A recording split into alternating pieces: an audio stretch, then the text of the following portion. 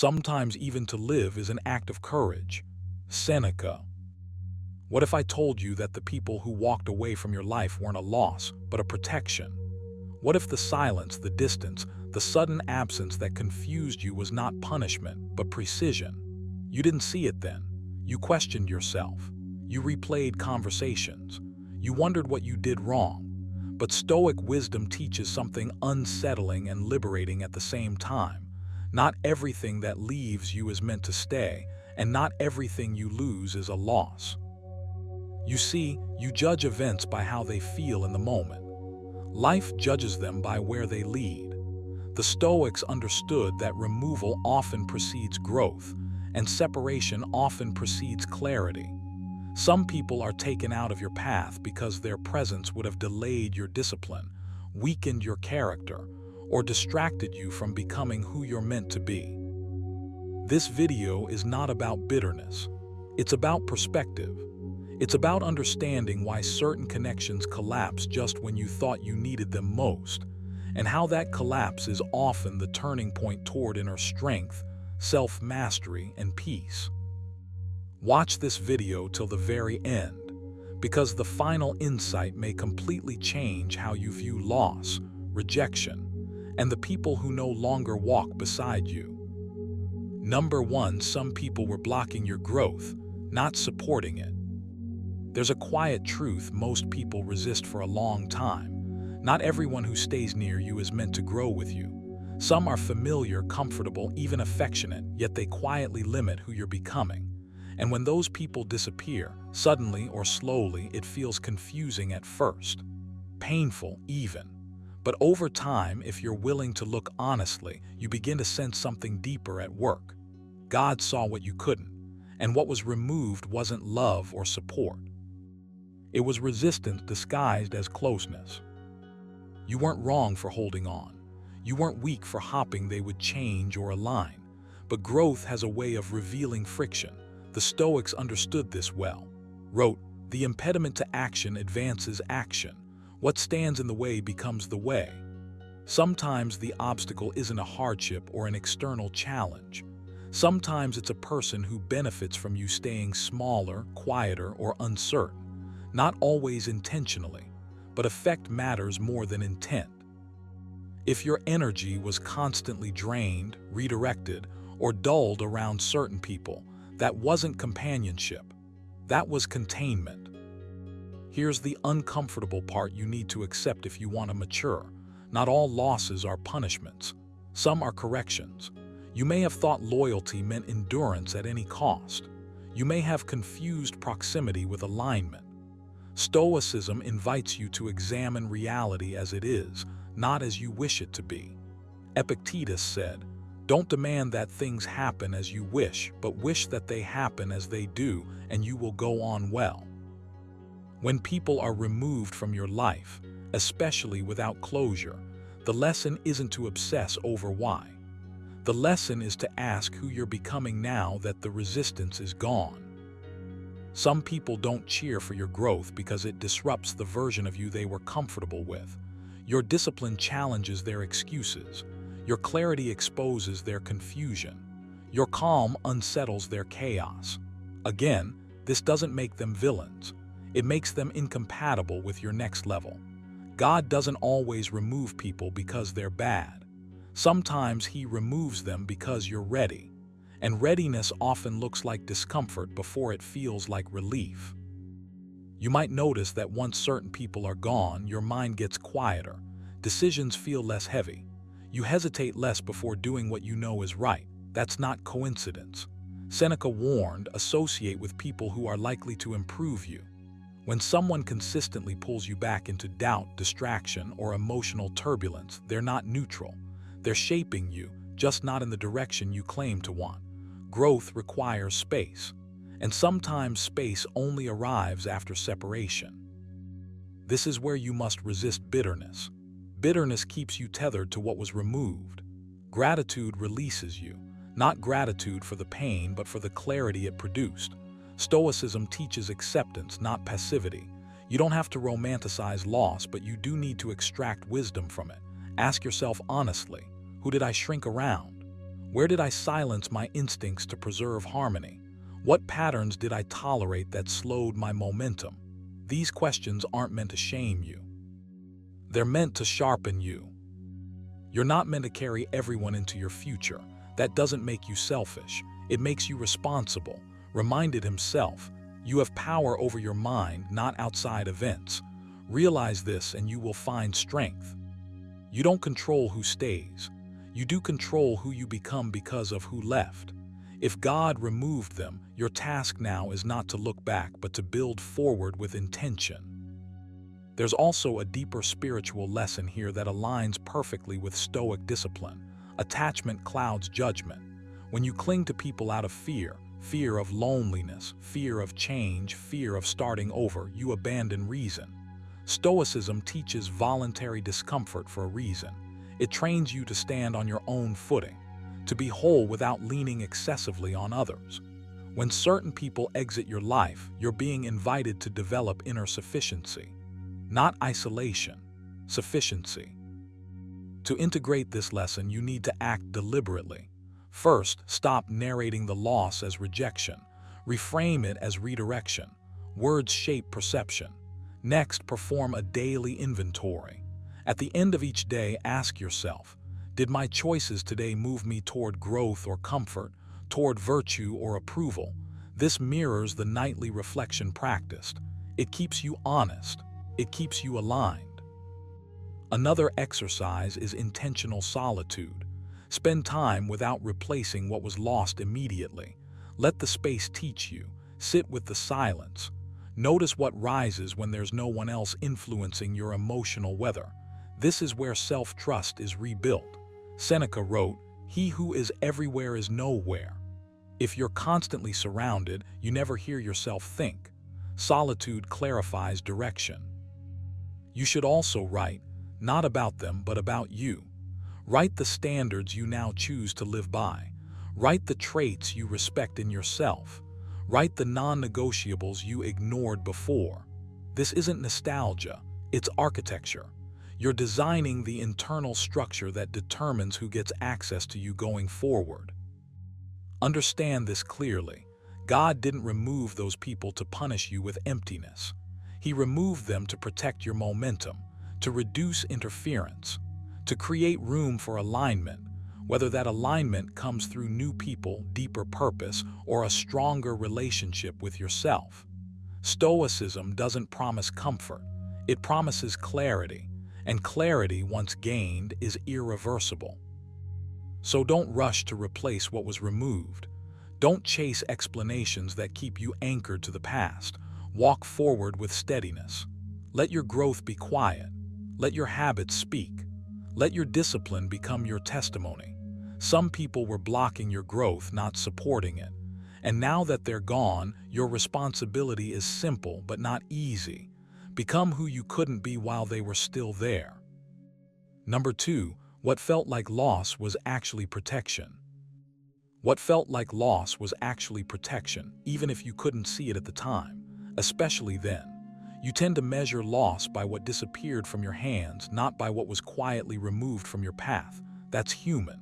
The Stoics understood this blindness well. Reminded himself, whatever happens to you has been waiting to happen since the beginning of time.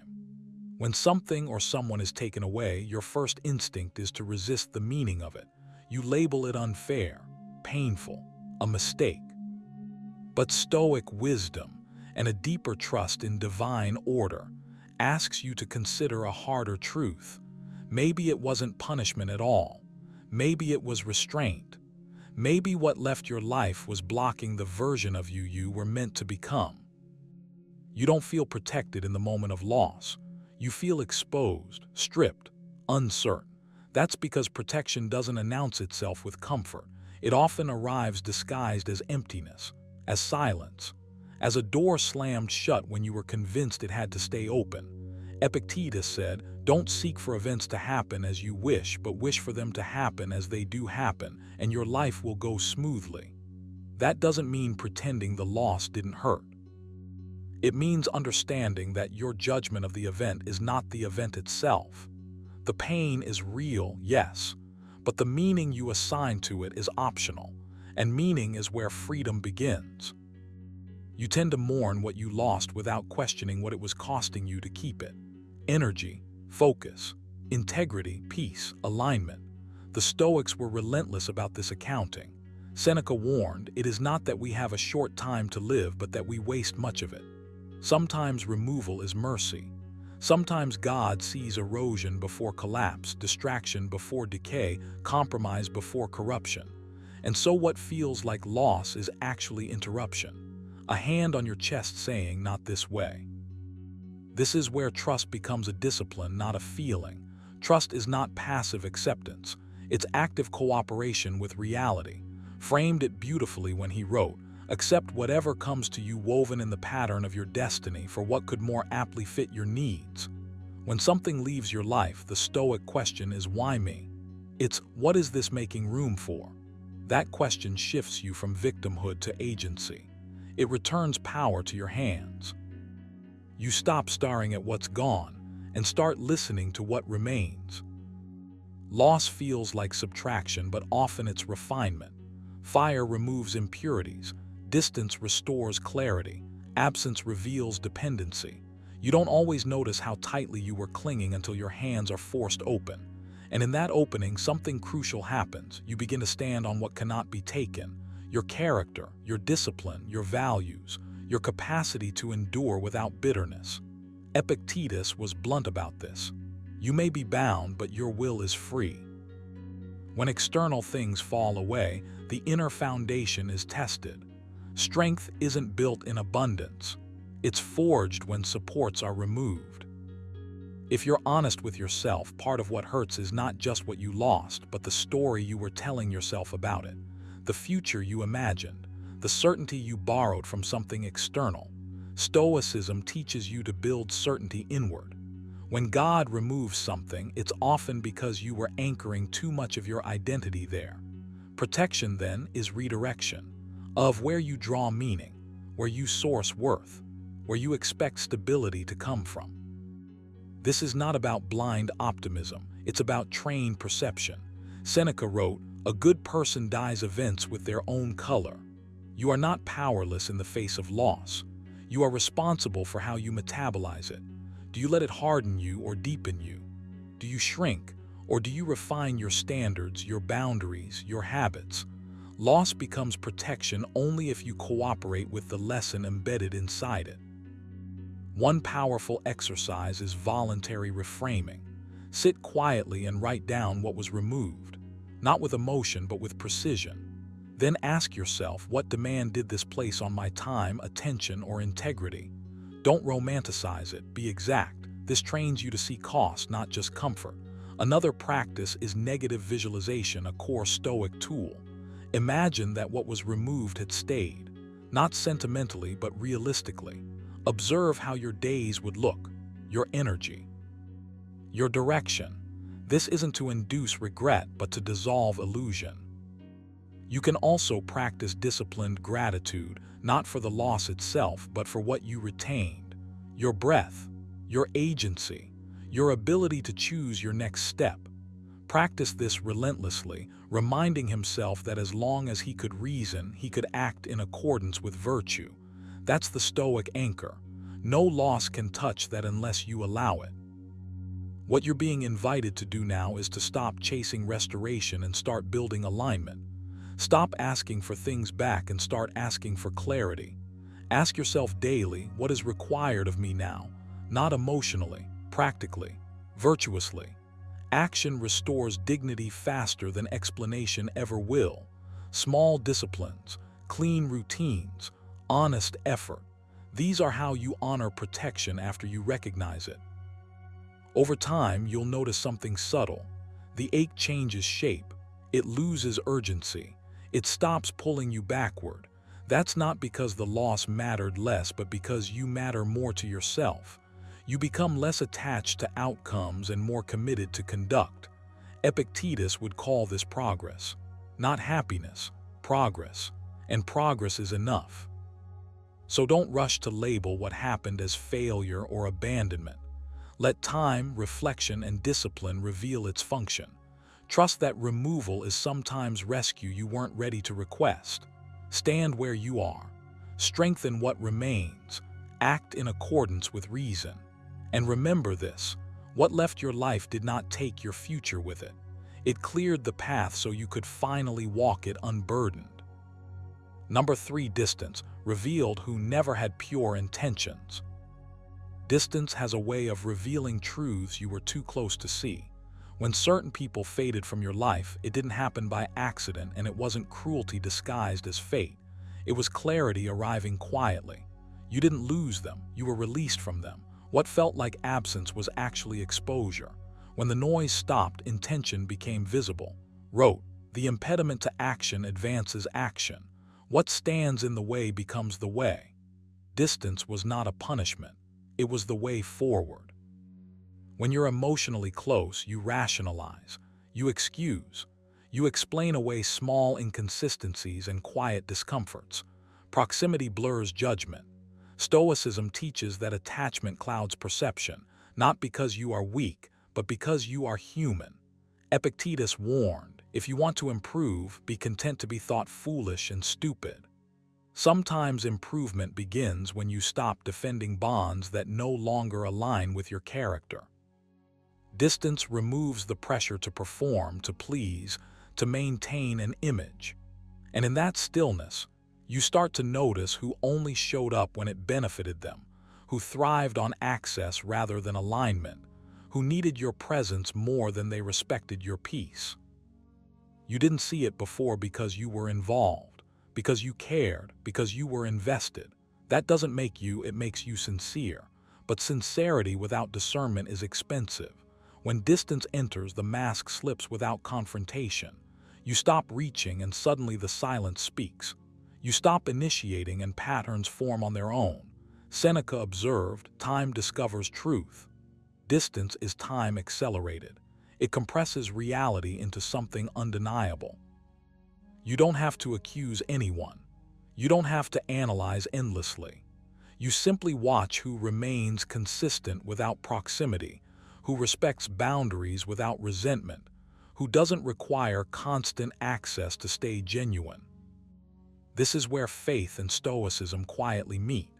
Whether you call it God, providence, or the rational order of nature, Stoics believe that events unfold according to a deeper logic beyond your immediate understanding. Trusted this completely. Whatever happens to you has been waiting to happen since the beginning of time. The removal wasn't random. It was protective. What you couldn't see clearly up close was gently moved away so it could be seen plainly. Distance didn't change people. It revealed them. There's a temptation to interpret separation as rejection. Resist that instinct. Stoicism teaches you to examine judgments before accepting them as truth. Ask yourself what actually happened. Someone is no longer present, that's a fact. The meaning you assign to it determines your suffering or your growth. When you frame distance as loss, you cling. When you frame it as revelation, you evolve. Epictetus reminded his students, don't demand that things happen as you wish, but wish that they happen as they do. Acceptance is not resignation. It's alignment with reality. You may notice how peace slowly replaces confusion once distance settles in. Not dramatic peace, quiet peace. The kind that doesn't announce itself. That's your nervous system recalibrating. That's your intuition no longer by constant interaction. When someone never had pure intentions, their absence creates relief before it creates clarity. Pay attention to that. Stoics valued inner tranquility above social approval, because tranquility is a signal that you are living according to reason, not compulsion. This doesn't mean everyone who leaves is malicious. Stoicism doesn't teach paranoia. It teaches discernment. Some people are simply meant for a season, but those without pure intentions always struggle with distance because distance demands integrity. Without proximity, manipulation loses leverage. Without constant access, inconsistency becomes obvious. Without your energy, their motives are exposed. Seneca wrote, "Associate with people who are likely to improve you." Distance helps you identify who never intended to. Now comes the work. Distance alone is not enough. Reflection must follow. Otherwise, you risk repeating the pattern with new faces. Start with a daily practice of stillness. Sit quietly for a few minutes and review your interactions without emotion.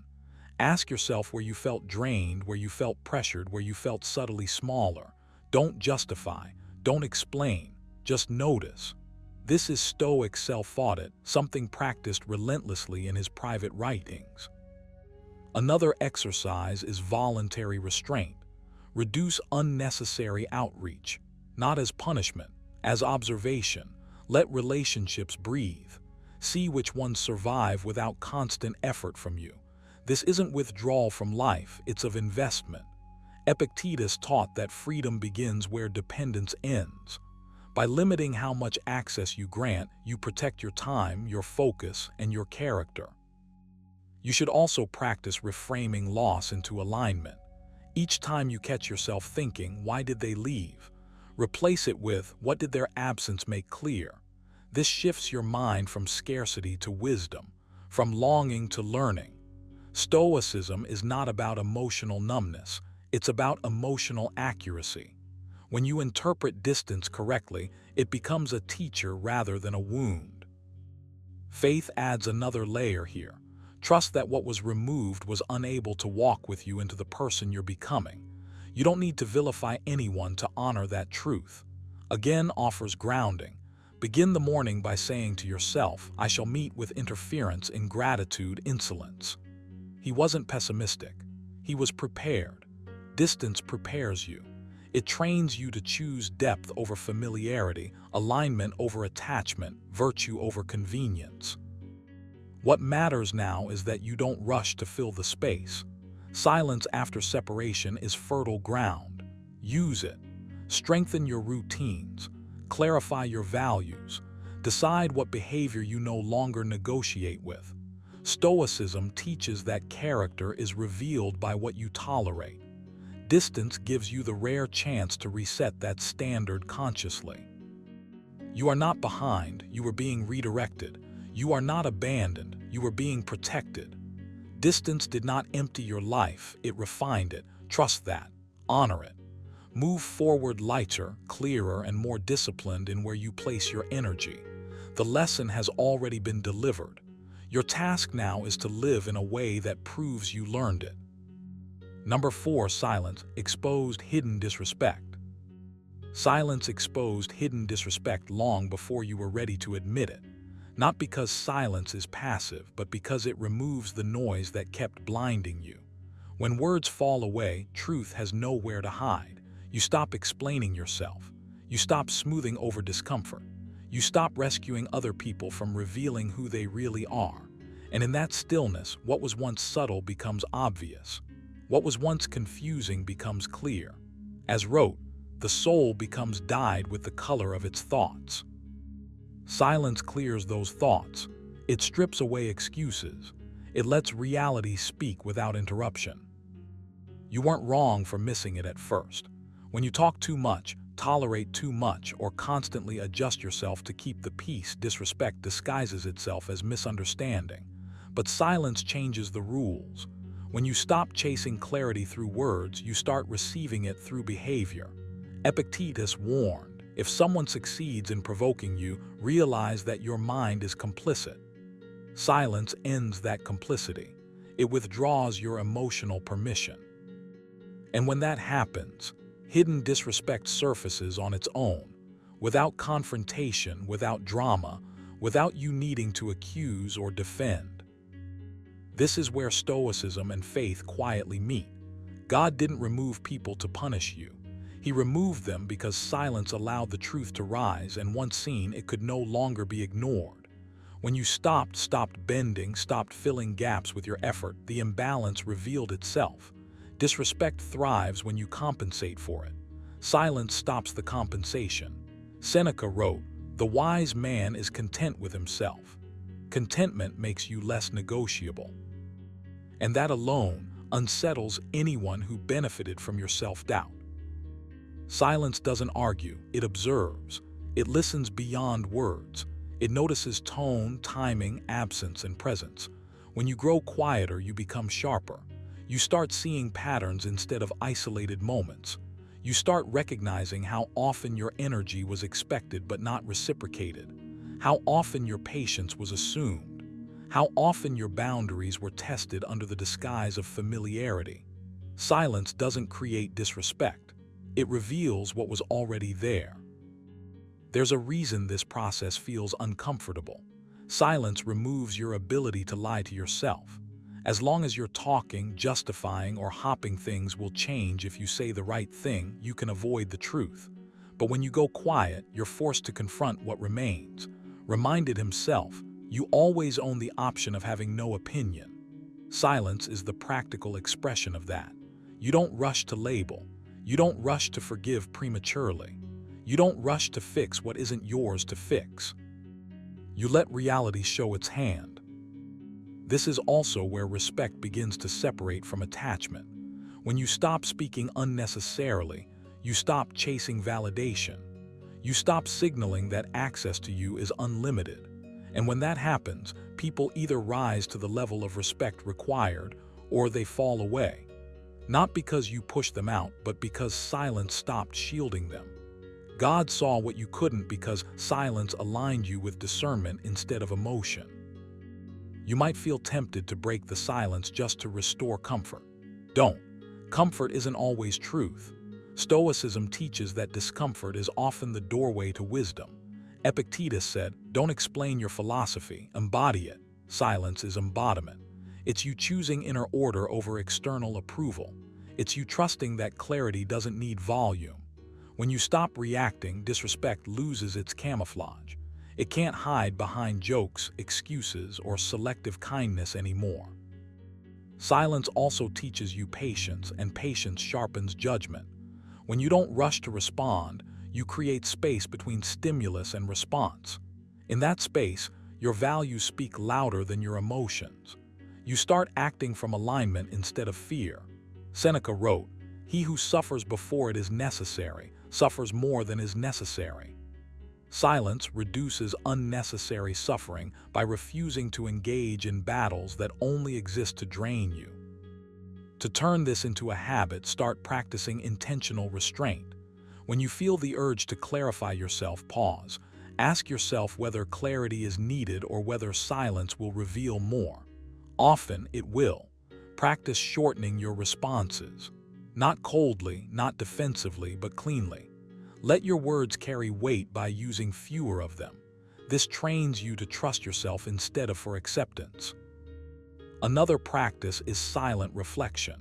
At the end of each day, sit quietly and review moments where silence gave you information words never could. Not to judge, but to learn. Use writing for this. You can use stillness. Ask yourself what was revealed when you didn't interfere. This strengthens discernment and reduces emotional. You can also practice energetic boundaries. Silence isn't just about not speaking, it's about not chasing. When you stop initiating where effort isn't mutual, silence becomes a test. Respect passes it. Disrespect fails it. No announcement needed. No explanation required. God removes what no longer aligns once you stop forcing alignment yourself. Understand this clearly. Silence is not withdrawal from life. It's withdrawal from illusion. It's the moment you stop negotiating your worth. When you quiet yourself, you hear what matters, you feel what's real, and what doesn't belong slowly loses its grip. As said, if it is not right, do not do it. If it is not true, do not say it. Silence honors both. So adopt this habit deliberately. Speak less, observe more. React slower, reflect deeper. Let silence expose what words were hiding. Trust that when God removes people after silence enters your life, it's not loss, it's protection, it's alignment, it's clarity earned through restraint. And once you've seen the truth, you no longer need noise to validate it. Number 5, their absence created space for your strength to rise. There are moments in life when loss feels like punishment, when removal feels cruel, when silence from above feels like abandonment. But what if what left your life wasn't taken from you, but taken for you? The Stoics believed that the universe does nothing without reason, even when the reason is hidden from your limited sight. Reminded himself, whatever happens to you is for the good of the whole. You didn't lose something because you were weak. You lost it because you were ready to stand without it. Their absence didn't break you. It cleared the ground so your strength could finally surface. You couldn't see it at the time because attachment clouds judgment. When people or influences stay too close, they often become crutches without you realizing it. You lean, you soften, you delay your own growth because something external is doing emotional labor for you. Epictetus warned, if you want to improve, be content to be thought foolish and stupid. Growth demands solitude. It demands friction. It demands the uncomfortable space where excuses have nowhere to hide. When they were removed, that space opened. Empty at first, quiet, almost unbearable, but that emptiness wasn't a void, it was an invitation. Strength doesn't rise in crowded rooms. It rises when you're forced to hear your own thoughts clearly, when there's no one left to validate your hesitation or absorb your uncertainty. God didn't remove them to hurt you. He removed them because they were occupying space meant for your backbone, for your resolve, for your discipline. Seneca wrote, "Difficulties strengthen the mind as labor does the body." Their absence became your resistance training. Every day without them asked you a single question. Who are you when nothing is propping you up? At first, you may have mistaken that question for loneliness. But loneliness and solitude are not the same. Loneliness says you are incomplete. Solitude says you are being assembled.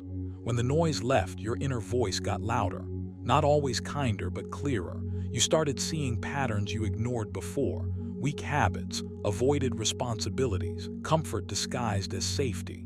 Without them there, you had no one to blame and no one to lean on. That's when strength begins its quiet work.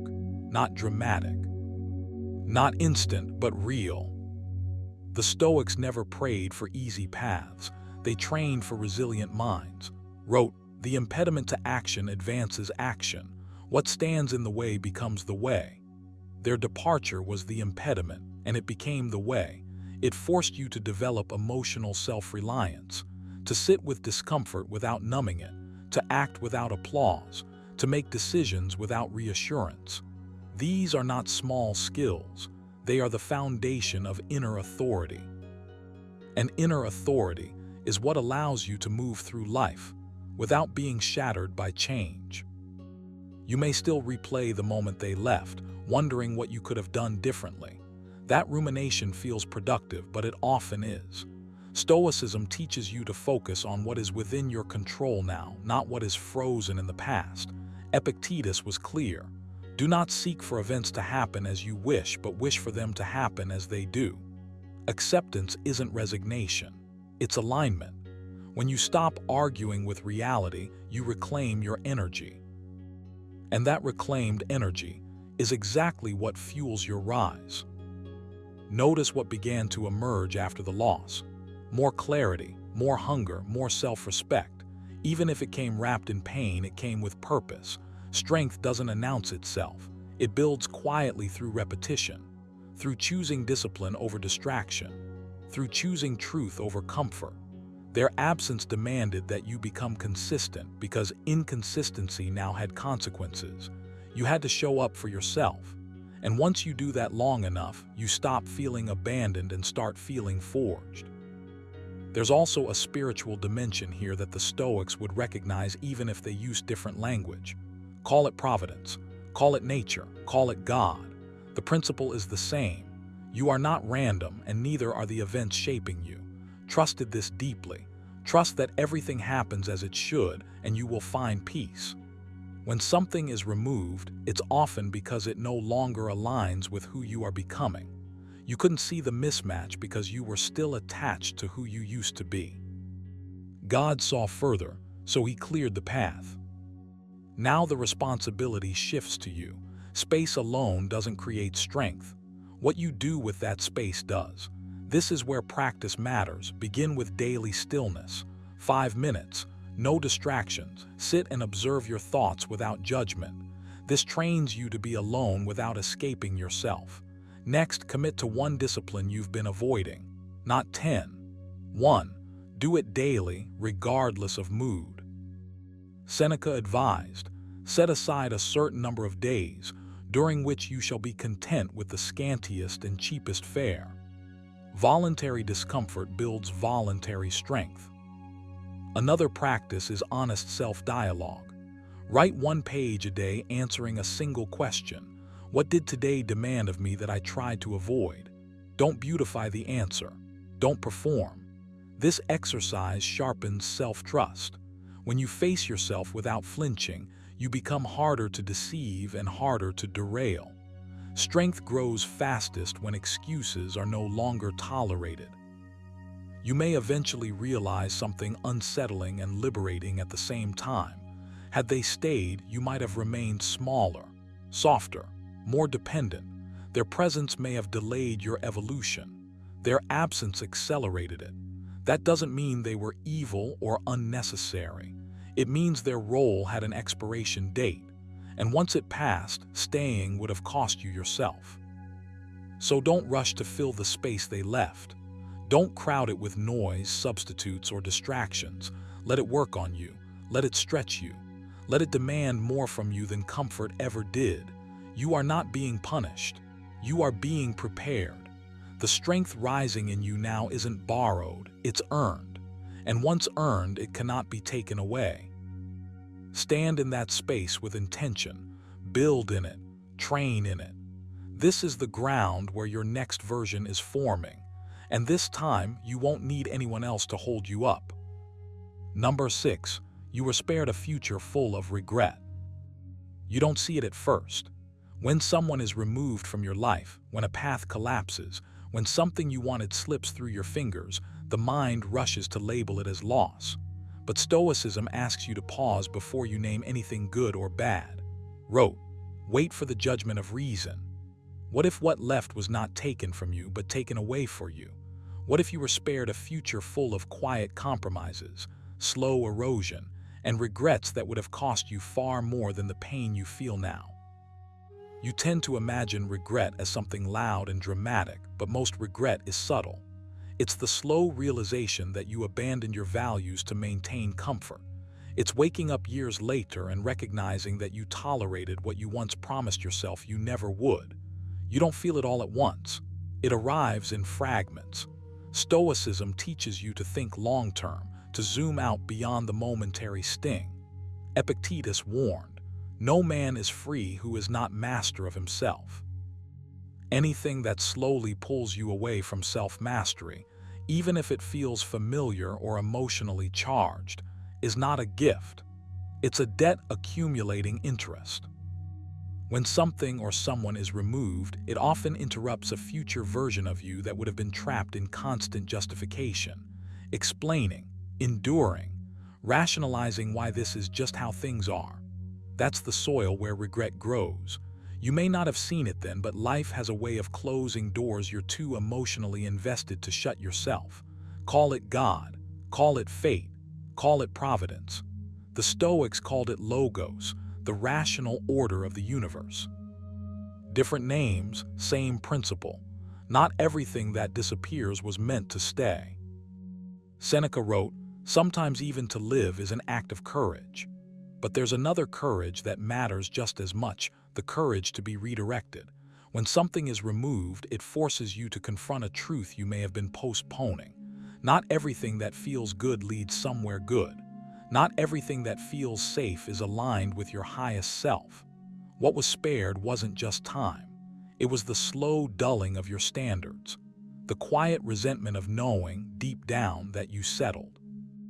Regret is born when your future self looks back and asks, "Why didn't I listen sooner?" Stoicism trains you to listen now, to recognize that pain in the present can be protection in disguise. Reminded himself, whatever happens to you has been waiting to happen since the beginning of time. That doesn't mean passivity. It means trust paired with responsibility. Trust that what left cleared space. Responsibility to not fill that space with the same patterns wearing a different mask. This is where your work begins. not in replaying what was lost, but in refining your judgment. Ask yourself, not with bitterness, but with honesty, what compromises were forming quietly, what boundaries were being softened, what version of you was being delayed.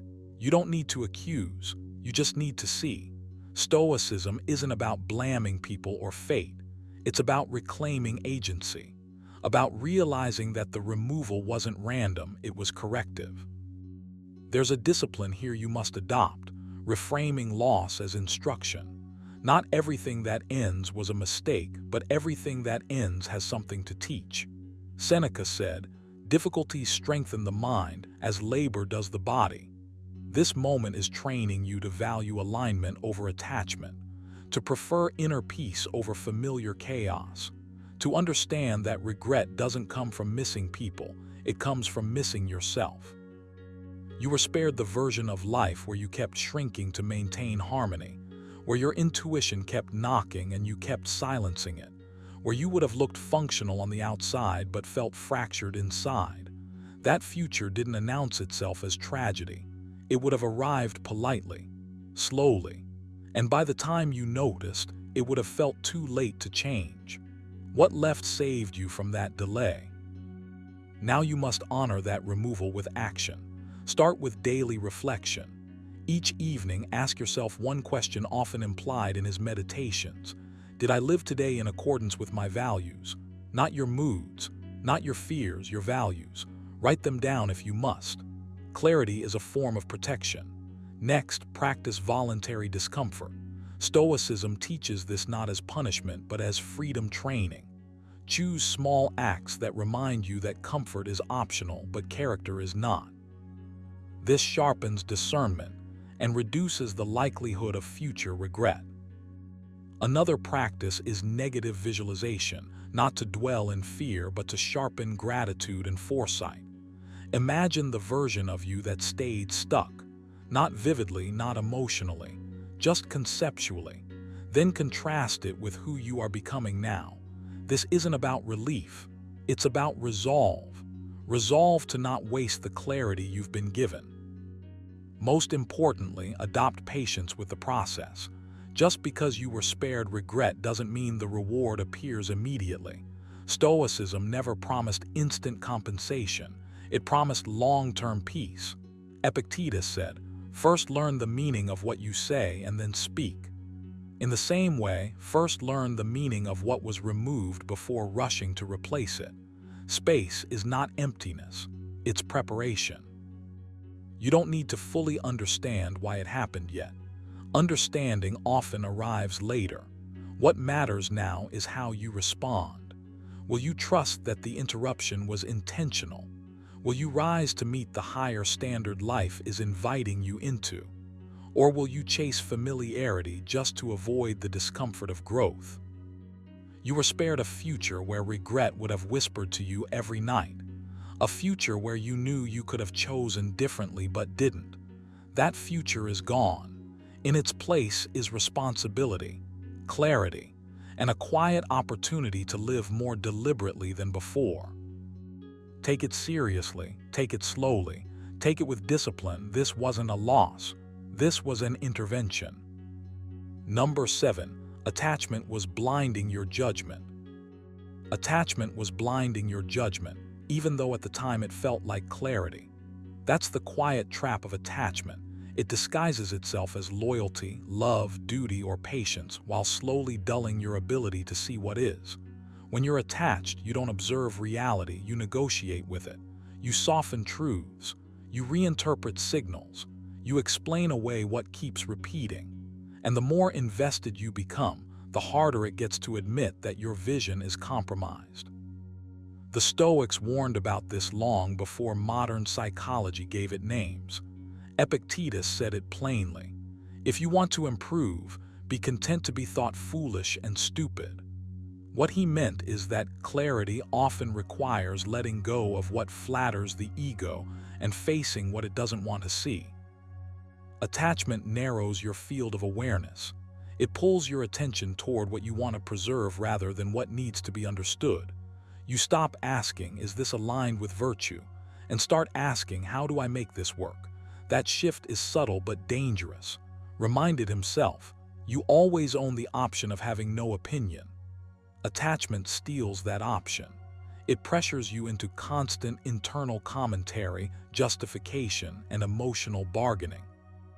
And when your judgment is clouded, you don't notice the slow erosion of your peace. You just feel heavier, less clear, less steady. From a Stoic lens, attachment isn't about caring, it's about clinging. Caring comes from strength. Clinging comes from fear, fear of loss, fear of emptiness, fear of facing yourself without the distraction. Seneca warned, we suffer more often in imagination than in reality. Attachment fuels that suffering by convincing you that letting go would be unbearable, even when holding on is already costing you your calm. You confuse familiarity with truth, comfort with correctness.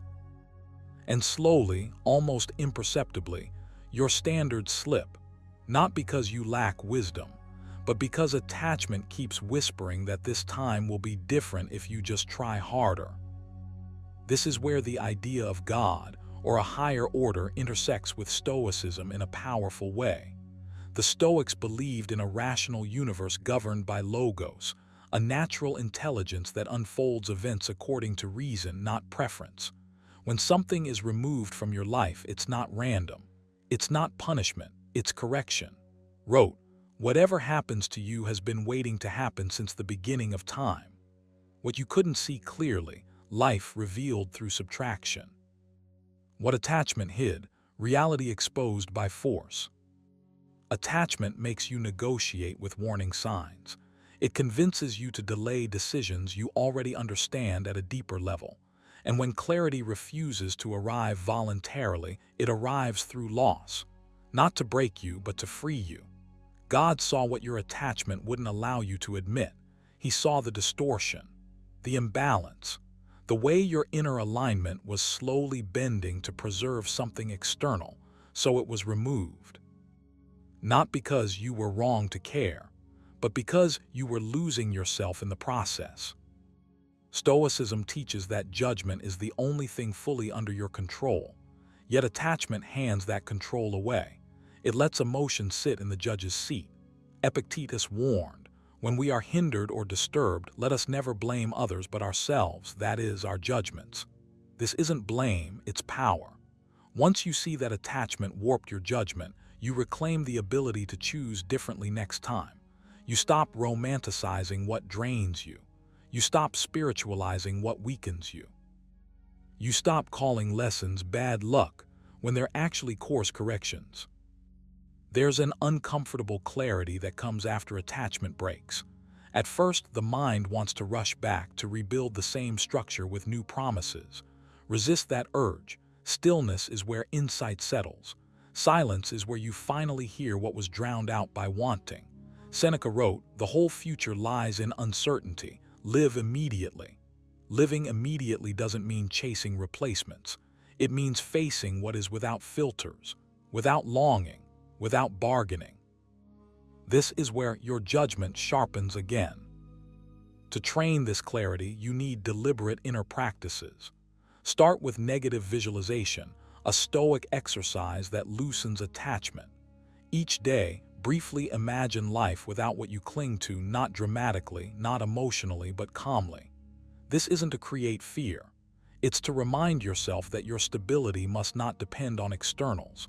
Did this to strengthen gratitude without dependence. When you rehearse impermanence, attachment loosens its grip and judgment regains balance. Another practice is value alignment.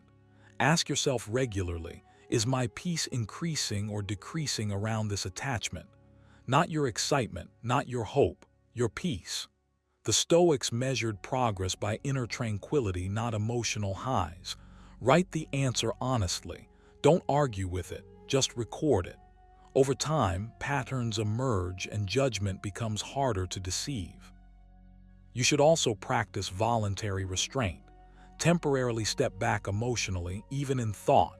Reduce mental replay. Reduce internal arguments. This isn't avoidance, it's reclaiming attention.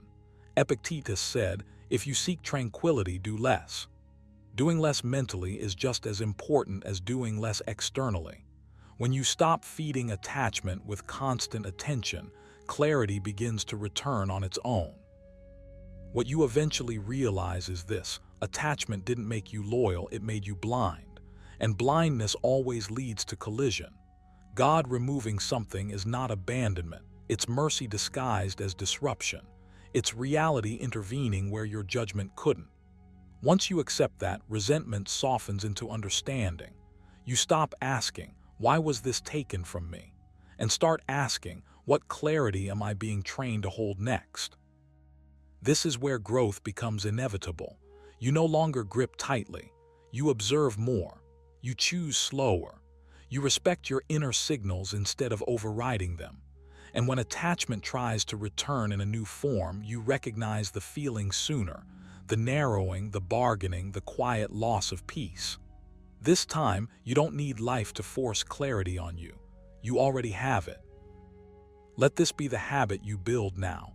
Never let attachment outrank judgment. Care deeply but see clearly. Love fully but stay sovereign. Trust God's removals, not because they're painless, but because they restore vision. What was taken wasn't meant to blind you anymore. And what remains is you, clearer, steadier, and finally able to see straight again. Number 8. Peace required separation, not compromise. Peace required separation, not compromise. That idea can feel uncomfortable at first because you've been taught quietly, repeatedly, that harmony is achieved by bending, by meeting halfway, by softening your edges until nothing sharp remains. But deep down, you already know the truth. There are moments when compromise doesn't bring peace, it drains it. There are connections that don't ask for understanding, they ask for self-erasure. And when those connections fall away, it isn't always loss. Sometimes it's clarity, sometimes it's protection, sometimes it's God removing what your attachment refused to release. The Stoics understood this long before it was dressed up in modern language. Wrote, "If someone is able to show me that what I think or do is not right, I will gladly change, but I seek the truth by which no one was ever truly harmed." Notice the precision. Change is welcomed when it aligns with truth, not when it violates it. Peace doesn't come from endless adjustment, it comes from alignment. When a situation demands that you abandon your principles just to keep proximity, separation becomes an act of self-respect, not stubbornness. You may have tried to make it work by negotiating with your values, lowering standards, silencing instincts, reframing discomfort as maturity, but the body knows before the mind admits it. When something repeatedly costs you your calm, your focus, your sense of self, it's not asking for better communication. It's signaling misalignment. Epictetus was blunt about this. If you want to improve, be content to be thought foolish and stupid. Walking away will rarely be applauded. But peace was never designed to be crowdsourced. Separation is often framed as failure, yet the Stoics saw it as discernment. They believed that tranquility comes from knowing what is within your control and what must be released. You can't control how others behave, what they demand, or how they respond when you stop accommodating them. But you can control your participation. You can choose not to keep negotiating with what diminishes you. Seneca warned, "No man can have a peaceful life who thinks too much about lengthening it." In the same way, no one finds peace by endlessly extending situations that poison the present. There's a spiritual dimension to this that Stoicism and faith quietly agree on. Sometimes God doesn't explain. He subtracts. He removes people, dynamics, and attachments not as punishment, but as mercy. What you called loss was often protection delayed. What felt like abandonment was actually alignment being restored. Peace required separation because compromise would have cost you the very thing you were praying for: inner stillness. This is where the real shift happens. You stop asking, "How do I make this work?" and start asking, "Why am I forcing myself to adapt to something that keeps breaking me?" That question alone changes everything. Reminded himself, you have power over your mind, not outside events. Realize this and you will find strength. Separation is the external reflection of an internal decision. A decision to stop negotiating with unrest. A decision to stop mistaking endurance for virtue. You don't need to harden your heart to do this. You need to clarify it. Separation doesn't mean bitterness. It means boundaries enforced without apology. It means choosing distance over dysfunction. It means understanding that peace is not passive. It's maintained, guarded, chosen again and again. When compromise asks you to tolerate what erodes your spirit, separation becomes the only honest response. There's also grief here, and it's important not to bypass it. Letting go doesn't mean you didn't care. It means you cared enough about your future self to stop betraying them. Seneca wrote, "The greatest obstacle to living is expectancy, which hangs upon tomorrow and loses today." When you cling to what was or what might be, you postpone peace indefinitely. Separation brings you back to the present, to what is, to who you are when you're not constantly adjusting. To practice this in your daily life, start with a simple but uncomfortable exercise. Write down what costs you peace, not what annoys you, what consistently unsettles you.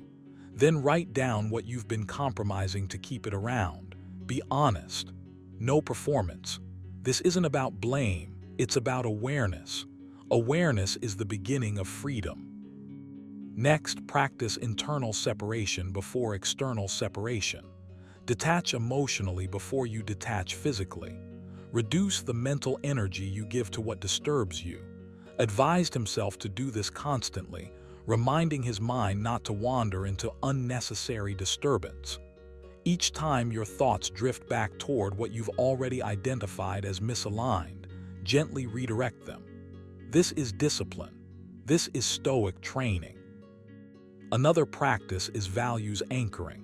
Choose 3 principles you refuse to compromise: calm, integrity, self-respect, for example. When faced with a decision, measure it against those anchors.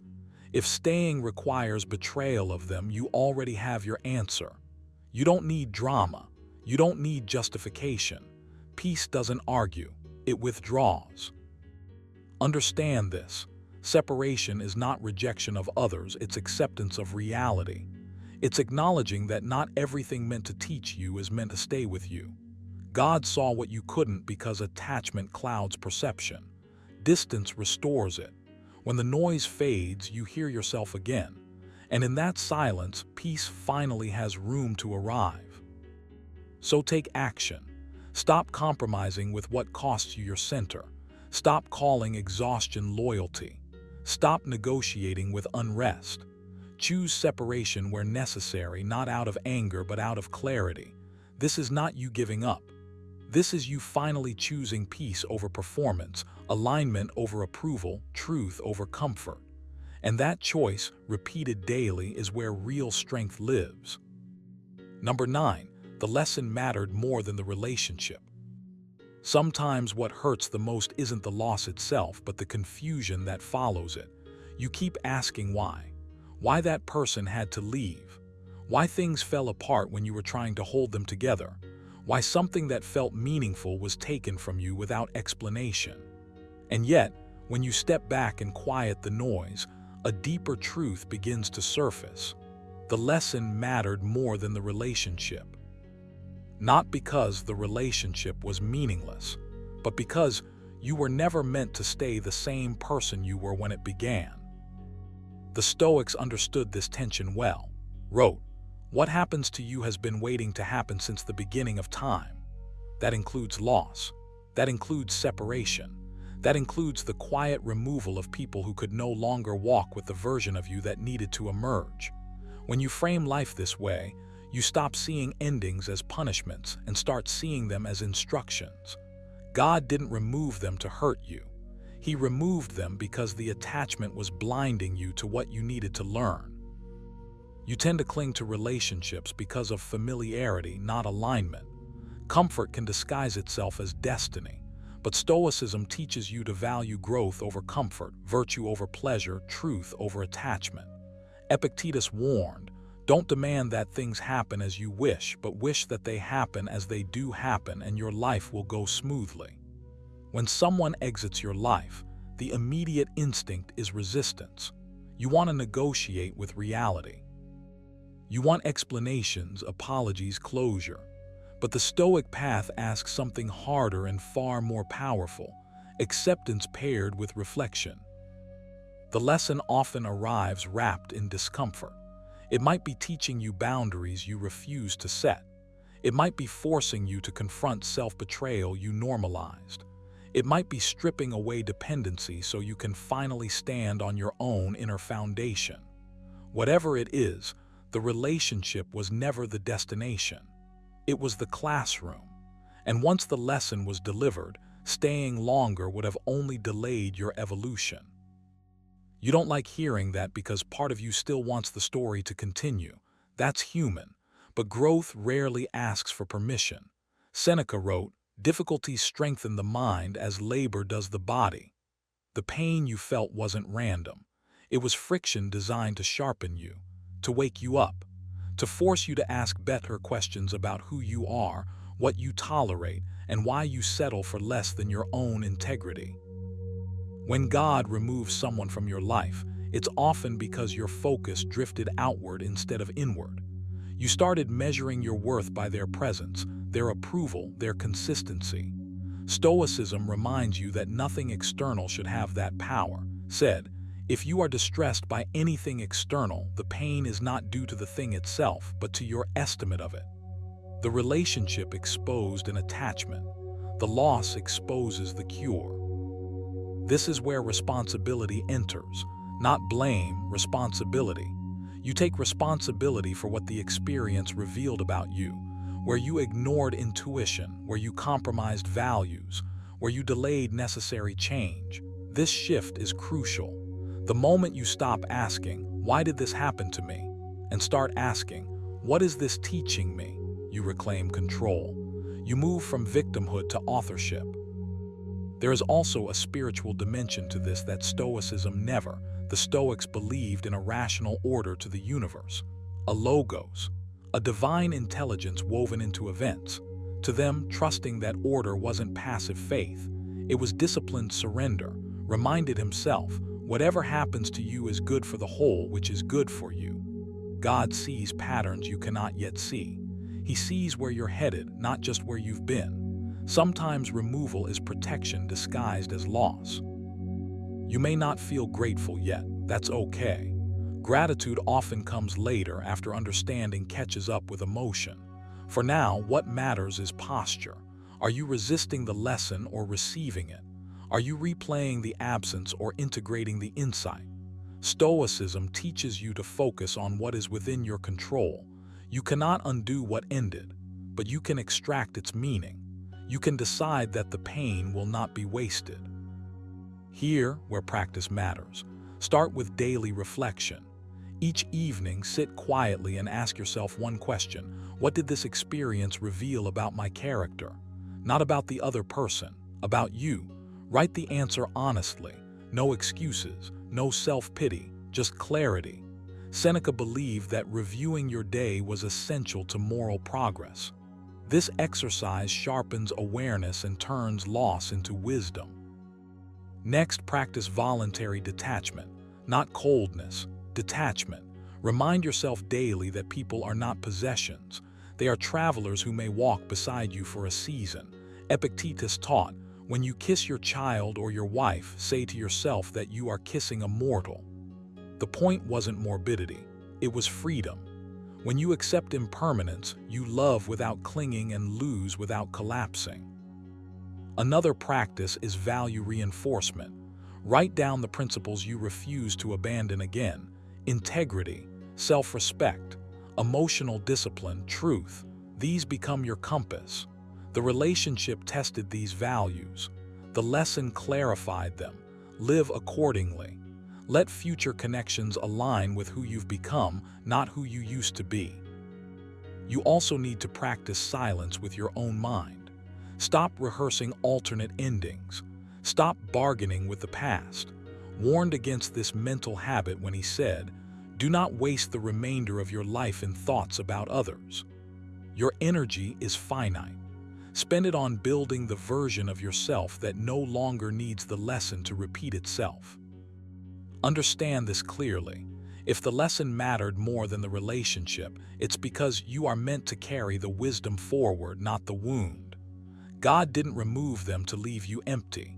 He removed them to make room for strength, room for clarity, room for a life governed by principle instead of attachment. You don't move forward by forgetting. You move forward by integrating. Let the experience refine you. Let it sober you. Let it elevate your standards. The Stoics believed that every obstacle contains material for virtue. Loss is no exception. If you allow it, this ending will become the foundation of a stronger beginning. So take action now. Reflect, detach, clarify, commit. Don't rush to replace what was removed. Build what was missing within you first. Trust that what aligns with your growth will not need to be forced. And remember, when the lesson is learned, the pain loses its authority. That's not faith alone. That's Stoic wisdom lived. Number 10. What was removed was never aligned with your path. There's a quiet truth you only recognize after resistance fades. What was removed from your life was never aligned with your path. It felt sudden, unfair, even cruel at first. Your mind replayed it endlessly, trying to bargain with reality, trying to understand why something you valued was taken away. But Stoicism reminds you that the universe does not act randomly. Wrote, "Whatever happens to you has been waiting to happen since the beginning of time." What left was not a loss, it was a correction. And sometimes, God removes what you are not strong enough to walk away from on your own. You couldn't see the misalignment because attachment clouds perception. When something feels familiar, desired, or emotionally charged, your judgment bends to protect it. Epictetus warned, "We suffer not from events but from our opinions about them." You believed that what was taken belonged on your journey, so its removal felt like punishment. But alignment is not about comfort. It's about coherence between who you are becoming and what you allow to stay. God sees the full arc of your life. You only see the moment. And when something threatens the direction of your character, your peace, or your discipline, it cannot stay, no matter how convincing it once seemed. This is where faith and Stoicism quietly meet. The Stoics didn't beg reality to change. They trained themselves to accept what is removed as necessary. Not good, not bad, necessary. Seneca said, "A good man is invincible, for he enters no contest in which he is not stronger." What was removed would have required you to fight against your own nature to keep it. You would have had to shrink, negotiate your values, delay your growth, or remain emotionally dependent. That alone tells you it was never aligned. Anything that demands you abandon your inner order cannot coexist with your destiny. You may still feel the echo of absence. That doesn't mean the removal was wrong. It means you're detoxing from attachment. Your nervous system hasn't yet caught up to your future. The Stoics understood this lag, reminded himself, "Do not act as if you were going to live 10,000 years." When something is removed, it compresses time. It forces you to confront the present instead of hiding inside what used to be. God does this not to harm you, but to return you to now, where your power actually lives. What was removed also reveals something important about your responsibility. If it had truly been aligned, it would have strengthened your virtues, not weakened them. Stoicism places virtue at the center of a good life: wisdom, courage, justice, and temperance. Ask yourself honestly, without drama or nostalgia, did what left help you cultivate these qualities, or did it quietly erode them? The answer matters. Because alignment is measured by who you become in the presence of something, not by how intensely you miss it when it's gone. There's also humility in accepting divine removal. It means admitting that your perspective was incomplete, that your desire outpaced your discernment. Epictetus was clear: if you want to improve, be content to be thought foolish and stupid. Letting go of what God removed requires you to release the fantasy that you knew best at the time. That's not weakness. That's growth. You don't shame your past self. You thank them for surviving long enough to be corrected. Now comes the harder part, integrating the lesson instead of clinging to the wound. Removal is instruction. It teaches you what to stop negotiating with, what to stop romanticizing, what to stop chasing. But the lesson only sticks if you change your habits afterward. Otherwise, you'll keep attracting substitutes for what was removed. Stoicism demands action, not reflection alone. Wrote, "The impediment to action advances action. What stands in the way becomes the way." What was removed is now a guidepost, not backward, forward. Here's a practical exercise to anchor this truth. Sit quietly and write, without censoring yourself, what you believe was taken from you. Then write what it demanded from you emotionally, mentally, and spiritually. Not what it gave, but what it cost. End the exercise by writing one sentence. This was not aligned because. Don't rush it. Let honesty replace longing. This isn't about convincing yourself. It's about seeing clearly. Another practice is daily alignment inventory. Each evening, ask yourself, did I act today in a way that supports the person I'm becoming? If the answer is yes, the removal is doing its job. If the answer is no, the work isn't finished yet. Seneca advised, each day acquire something that will fortify you against poverty, against death, indeed against other misfortunes as well. Alignment is built daily, not restored by wishing the past back. You're not meant to drag everything forward with you. Some things expire because they've completed their role. Others are removed because they never belonged in the first place. God doesn't subtract randomly. He subtracts precisely. When you stop arguing with the subtraction, you start noticing the clarity it leaves behind. Space, focus, direction. You breathe differently when what doesn't fit is gone. Trust this, if it was aligned, it would have stayed without costing you your peace. If it was essential, it would have grown with you instead of competing with your growth. And if it was meant to remain, no force could have taken it without taking you down with it. Said, accept the things to which fate binds you, and love the people with whom fate brings you together, but do so with all your heart. Fate also removes. Love that too. So stop looking backward for confirmation. Stop reopening doors that closed for your protection. Walk forward with discipline. Build habits that honor where you're going, not where you were interrupted. What was removed cleared the path. Your task now is simple but not easy. Walk it without resentment, without nostalgia, and without doubt. Alignment doesn't shout. It feels quiet, stable, clean. And once you taste that, you'll understand nothing that truly belonged to you was ever taken away. Before you leave, remember this. Nothing meaningful is ever taken from you by accident. What leaves your life often does so because it no longer belongs to the person you are becoming. The Stoics understood this deeply. They knew that loss is not always punishment. Sometimes it's protection. Sometimes it's clarity. Sometimes it's life removing what would have delayed your growth, weakened your discipline, or kept you emotionally dependent on things you were never meant to carry. If someone walked away, if something collapsed, if a door closed without explanation, don't rush to resent it. Ask yourself who you are now because of it. Ask yourself what kind of strength was forged in that silence. What kind of self-respect emerged when you stopped chasing what refused to stay?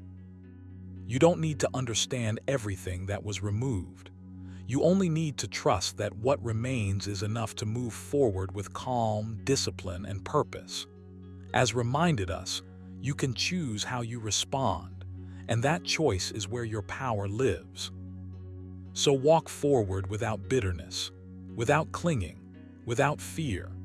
What was taken made room for something greater, a stronger mind, a steadier heart, and a life aligned with who you truly are. If this message resonated with you, reflect on it today. And remember, nothing that truly belongs to you can ever be lost.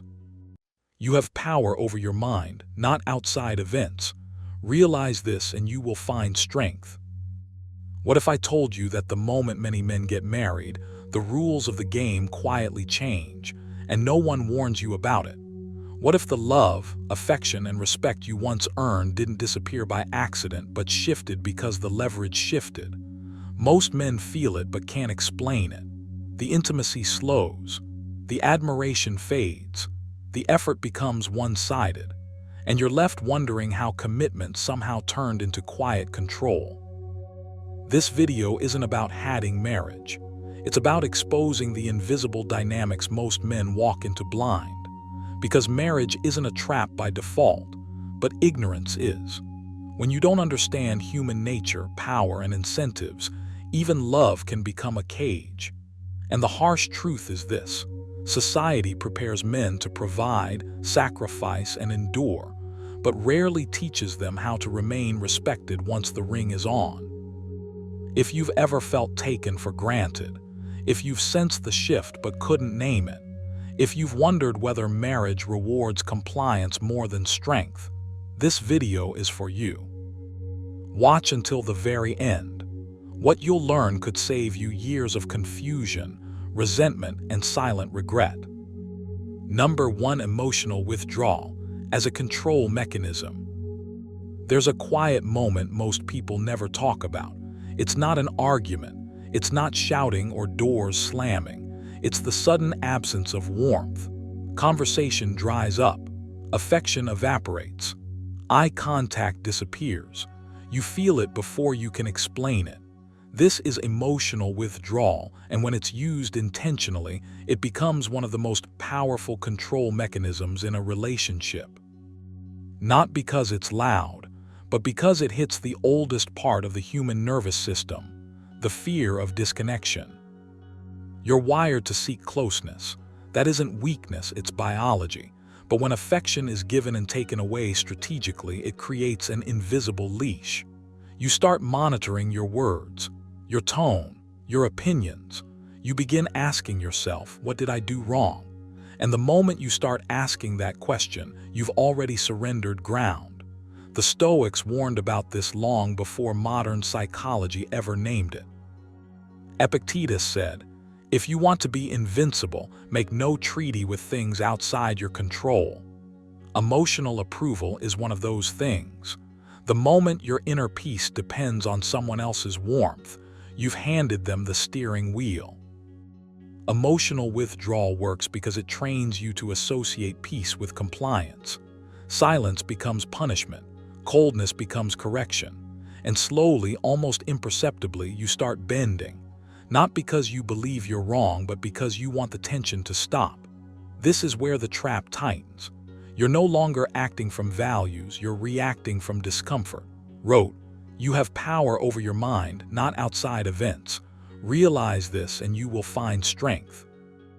But when emotional access is used as leverage, the outside event hijacks the inside world.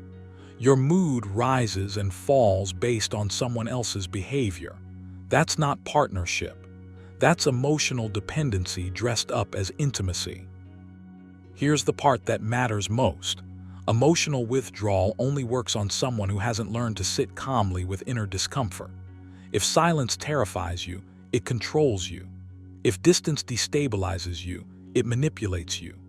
The Stoics didn't aim to become cold or detached from love. They aimed to become sovereign over themselves.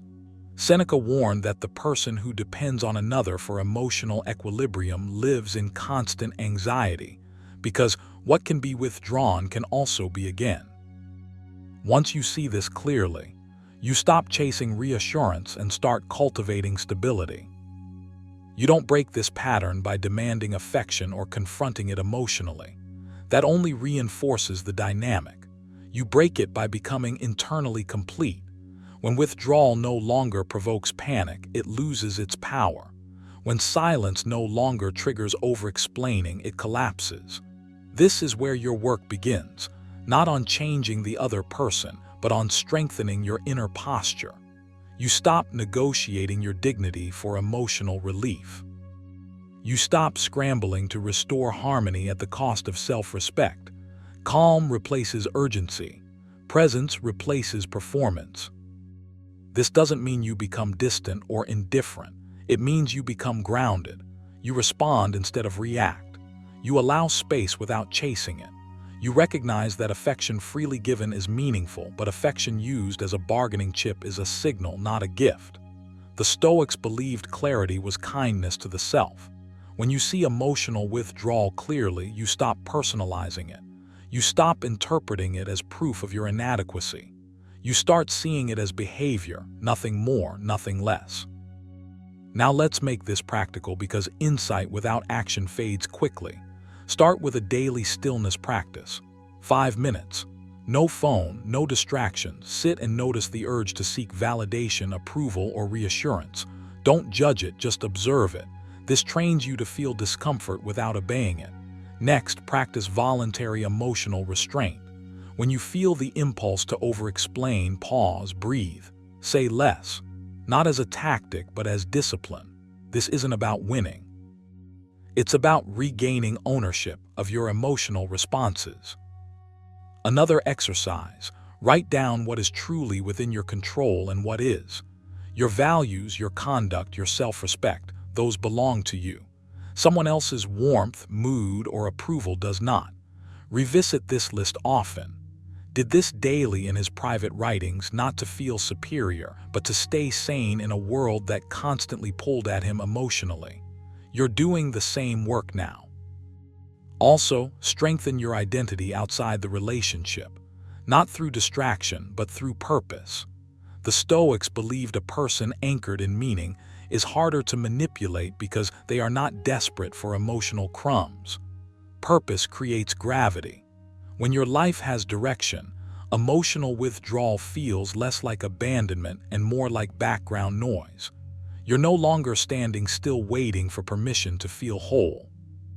The most important shift happens quietly.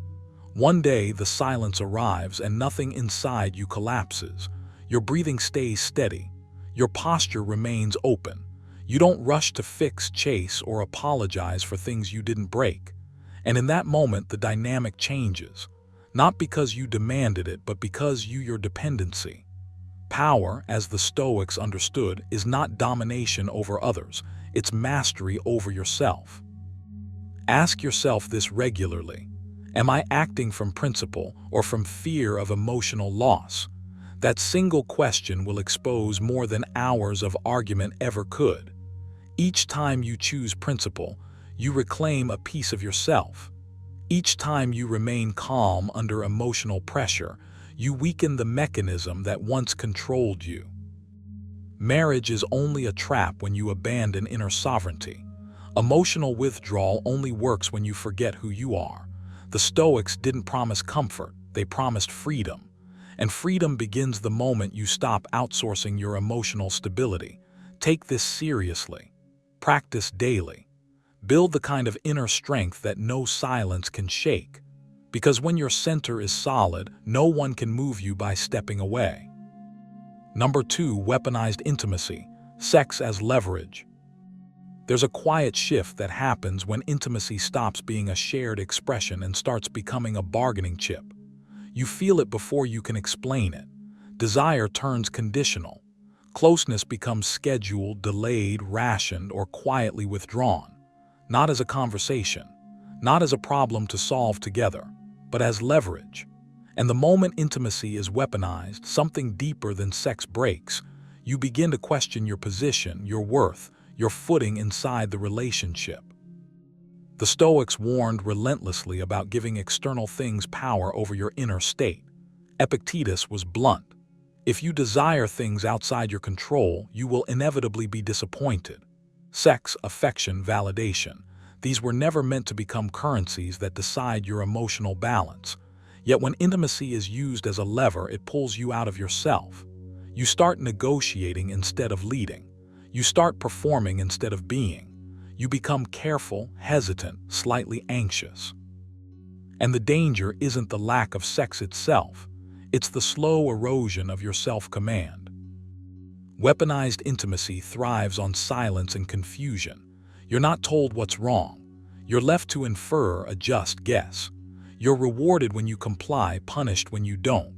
Over time, you may notice your decisions bending not toward what's right, but toward what restores closeness. This is where the trap forms. Not because marriage is inherently deceptive, but because attachment without inner sovereignty creates vulnerability. Wrote, "You have power over your mind, not outside events." Realize this, and you will find strength.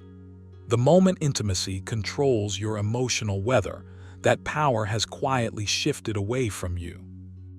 The Stoic response is not bitterness, withdrawal, or retaliation. It is clarity, calm, grounded clarity.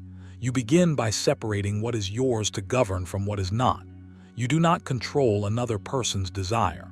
You do not command affection. But you do control your standards, your composure, and your self-respect. When intimacy becomes a tool of influence, the Stoic does not chase it. He steps back into himself. He refuses to trade dignity for access. This doesn't mean you become cold or indifferent. It means you stop negotiating your center. Seneca warned that the person who needs little is hardest to control, not because he withholds love, but because he refuses dependence. Desire offered freely strengthens a bond. Desire demanded or exchanged weakens both sides. When you stop reacting to deprivation with anxiety, the dynamic loses its grip. Leverage only works when you need what's being more than you need your own alignment. There's also a subtle internal shift you must confront honestly. When intimacy becomes leverage, resentment often follows, and resentment, if left unchecked, corrodes your character. Stoicism asks you to notice this early, not to suppress it, but to examine it. Ask yourself, not aloud but inwardly, where you have surrendered agency, where you have confused harmony with compliance, where you have hoped silence would restore balance. Clarity here is not an attack on marriage. It is a return to self-mastery. You are not meant to beg for connection. You are meant to cultivate a presence that invites it naturally. The Stoics believe that attraction, whether physical, emotional, or relational, flows toward strength of character. When you anchor yourself in discipline, purpose, and self-respect, you stop emitting need. And need is the oxygen that keeps manipulative dynamics alive. Remove it and the fire fades. Here, where action matters. First, practice emotional fasting, not from affection but from reaction. The next time closeness feels conditional, do nothing impulsive. No bargaining, no sulking, no internal collapse. Sit with the discomfort, breathe. Observe your thoughts without obeying them. This trains you to remain sovereign under pressure. Epictetus would call this practicing freedom. Second, rebuild your internal reward system. If your sense of worth rises and falls with intimacy, you've outsourced your stability. Each day, anchor your satisfaction in effort, discipline, and progress, things no one can withhold. Physical training, intellectual focus, stillness. These are not escapes, they are fortifications. When your life feels full, leverage loses potency. Third, speak less but with more precision. Stoicism does not advocate silence as submission. It advocates speech without desperation. When you choose to address intimacy, do so calmly, directly, without accusation or pleading. The tone matters more than the words. You're not asking for permission to be close. You're expressing a standard. And standards, when held without emotional volatility, reshape dynamics. Fourth, detach outcome from identity. Whether intimacy flows or stalls, you remain whole. This is not emotional withdrawal. It is psychological independence. Reminded himself daily that nothing external can damage the soul unless the soul agrees. When you internalize this, intimacy becomes an expression of connection again, not a test of worth. Over time, something changes, not magically, not overnight, but steadily. You stop feeling trapped. You stop scanning for approval. You stop measuring yourself by access. And paradoxically, this grounded detachment often restores balance, because desire cannot thrive where pressure lives, but it often returns where strength resides. Marriage is not a trap. Dependence is. Manipulation is. The Stoics never warned against commitment, they warned against surrendering the self. When intimacy is no longer your emotional lifeline, it loses its power to be weaponized. And what remains, if nurtured with clarity and character, can finally become mutual again. So take this with you: you don't win this game by playing harder. You win by refusing to play at all, by standing so firmly in your own mind that no affection can shake you. That is Stoic power. Quiet, unprovable, unbreakable. Number 3. Silent expectations that are never communicated. There is a quiet tension that builds when expectations live only in the mind and never reach the surface. It doesn't arrive loudly. It doesn't announce itself. It grows silently, feeding on assumptions, on unspoken rules, on the belief that you should just know. And over time, that silence becomes heavier than any argument ever could. What you're dealing with here isn't cruelty or malice. It's confusion disguised as certainty. One person carries a mental checklist. The other walks blindly past it, unaware that points are being deducted. The Stoics warned against this kind of inner theater. Wrote, "We suffer more often in imagination than in reality." Silent expectations are exactly that, imagined contracts. You're being measured against standards you never agreed to, judged by rules that were never explained, and corrected for mistakes you didn't know you were making. And the danger isn't just misunderstanding. The danger is resentment quietly hardening into identity. When expectations remain unspoken, they don't stay neutral. They turn moral. They become stories like, "If you loved me, you would know," or "If you cared, you'd do this without being asked." These thoughts feel justified, even noble, but they are neither fair nor productive. Epictetus was blunt about this. If someone does wrong, it is because they are mistaken about what is right. Silence guarantees that mistake continues. You cannot correct what is never revealed. This is where you need clarity, not compliance. Strength here is not guessing better. Strength is refusing to play a game where the rules change in secret. Stoicism never taught mind reading. It taught responsibility. Each person is responsible for their own judgments, desires, and expressions. When expectations are hidden, responsibility is outsourced to intuition, and intuition is unreliable under emotional pressure. You may feel the urge to overadjust, to become hypervigilant, to scan moods, tones, pauses, to anticipate what hasn't been said. That path leads to anxiety, not harmony. Seneca warned, "He who suffers before it is necessary suffers more than is necessary." Trying to satisfy silent expectations turns you into a permanent apprentice, never certified, always correcting yesterday's invisible error. What's required instead is a shift in posture. You stop reacting to emotional weather and start insisting on language. Calm language, adult language, not accusations, not ultimatums, clarity. You don't demand. You invite articulation. You make it clear without hostility that you respond to what is spoken, not what is imagined. This isn't coldness, it's honesty. There is power in saying, internally and externally, "I can't meet expectations I don't know about, and I won't punish myself for failing a silent test." That thought alone changes your energy. You move from defensive to grounded, from apologetic to composed, from reactive to deliberate. Stoicism is not about winning arguments, it's about refusing unnecessary suffering. Now this requires discipline, because silence often hides behind emotion.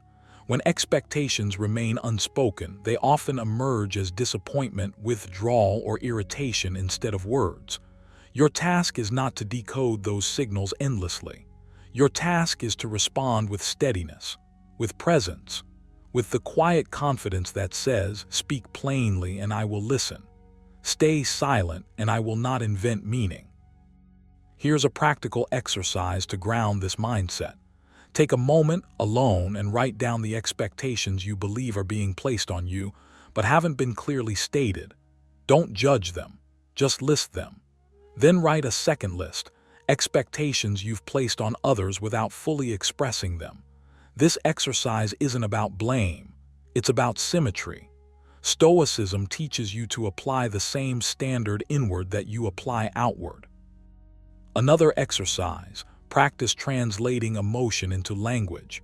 When tension appears, rehearse internally a calm sentence that invites clarity rather than conflict, not defensively, not sarcastically, simply neutrally.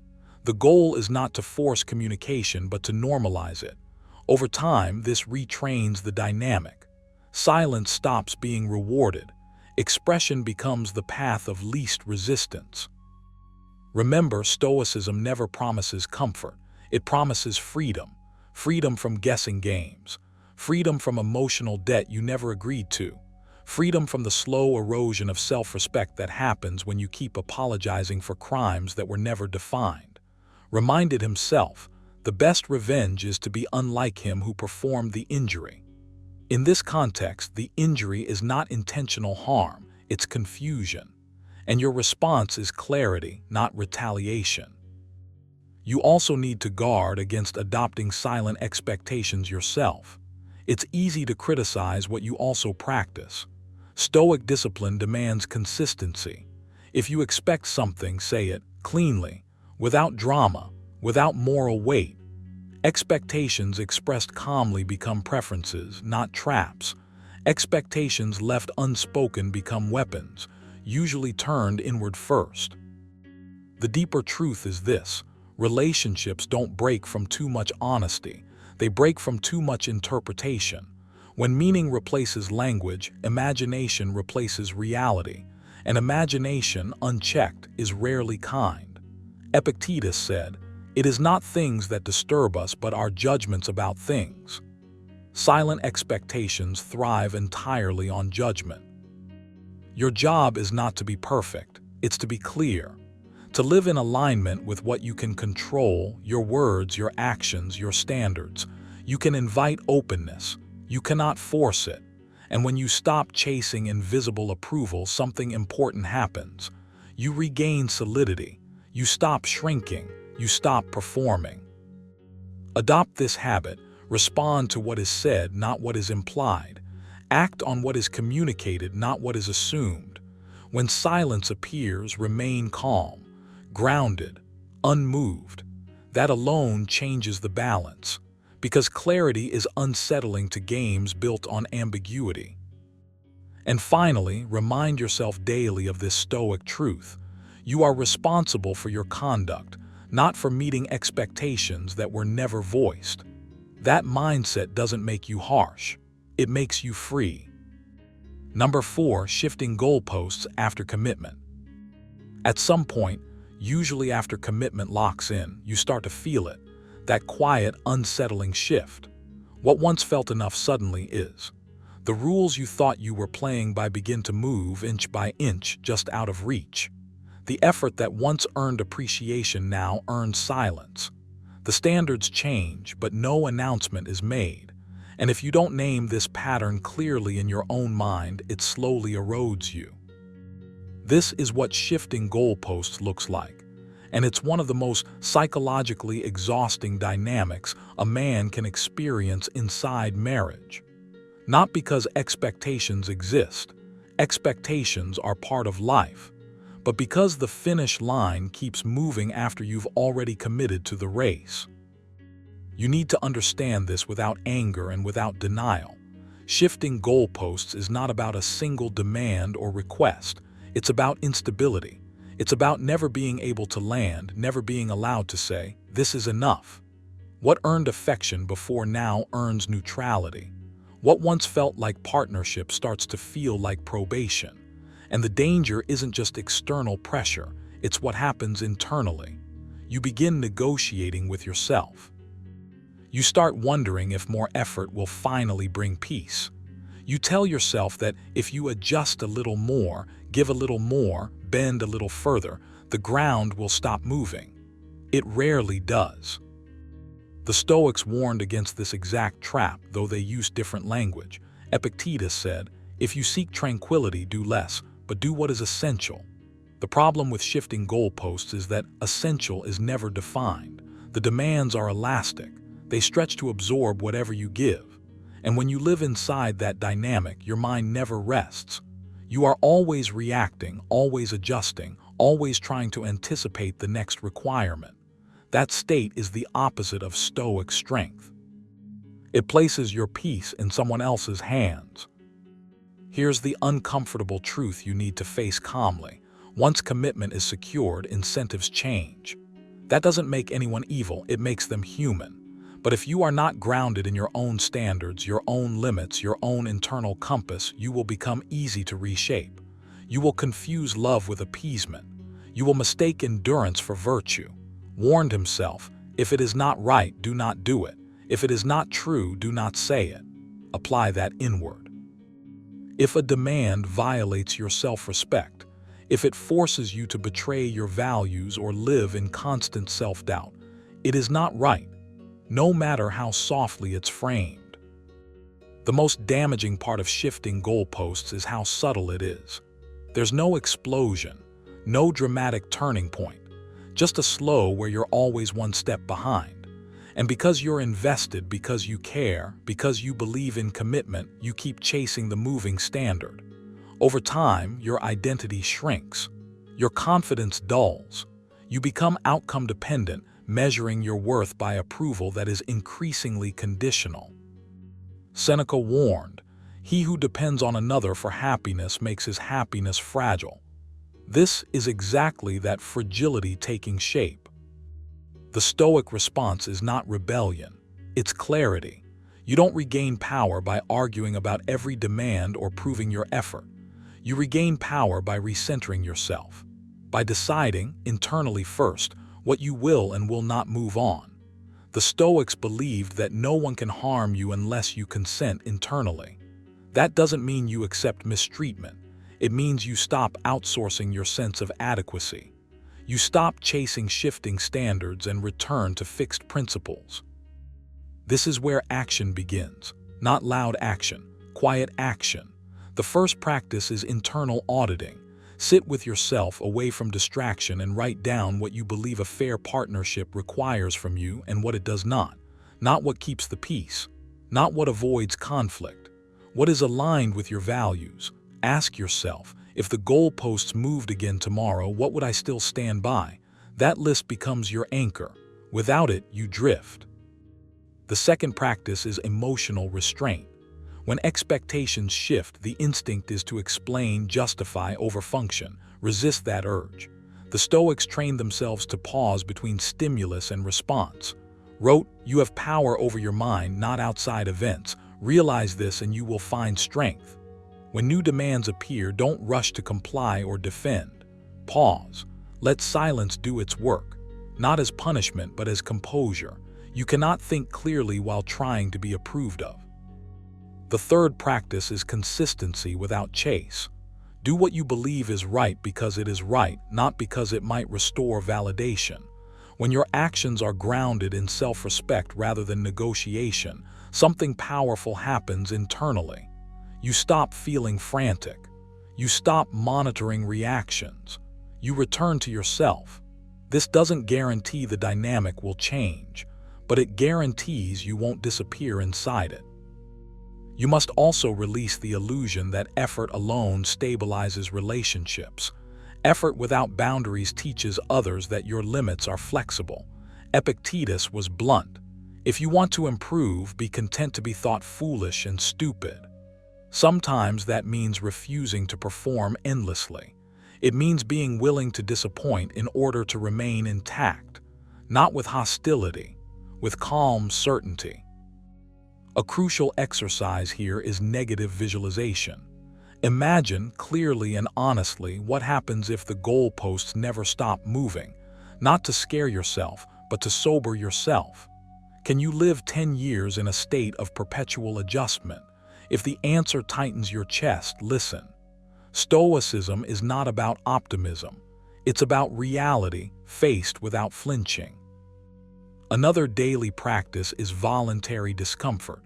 Choose small moments where you do not seek approval. Say less, explain less, fix less.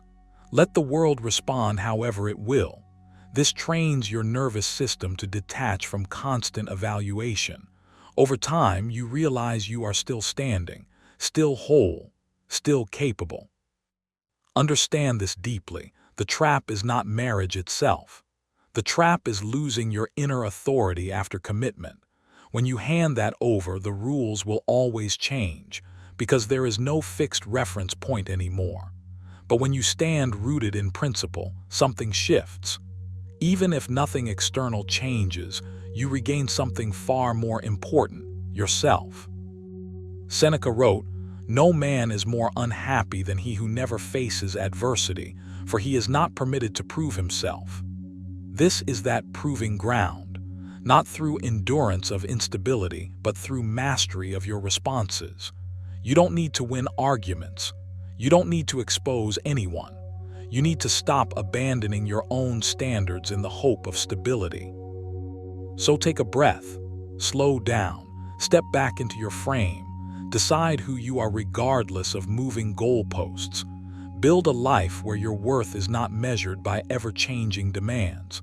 When your center is solid, no shifting standard can unmake you. And that, more than anything, is freedom. Number 5, rewarding compliance, punishing independence.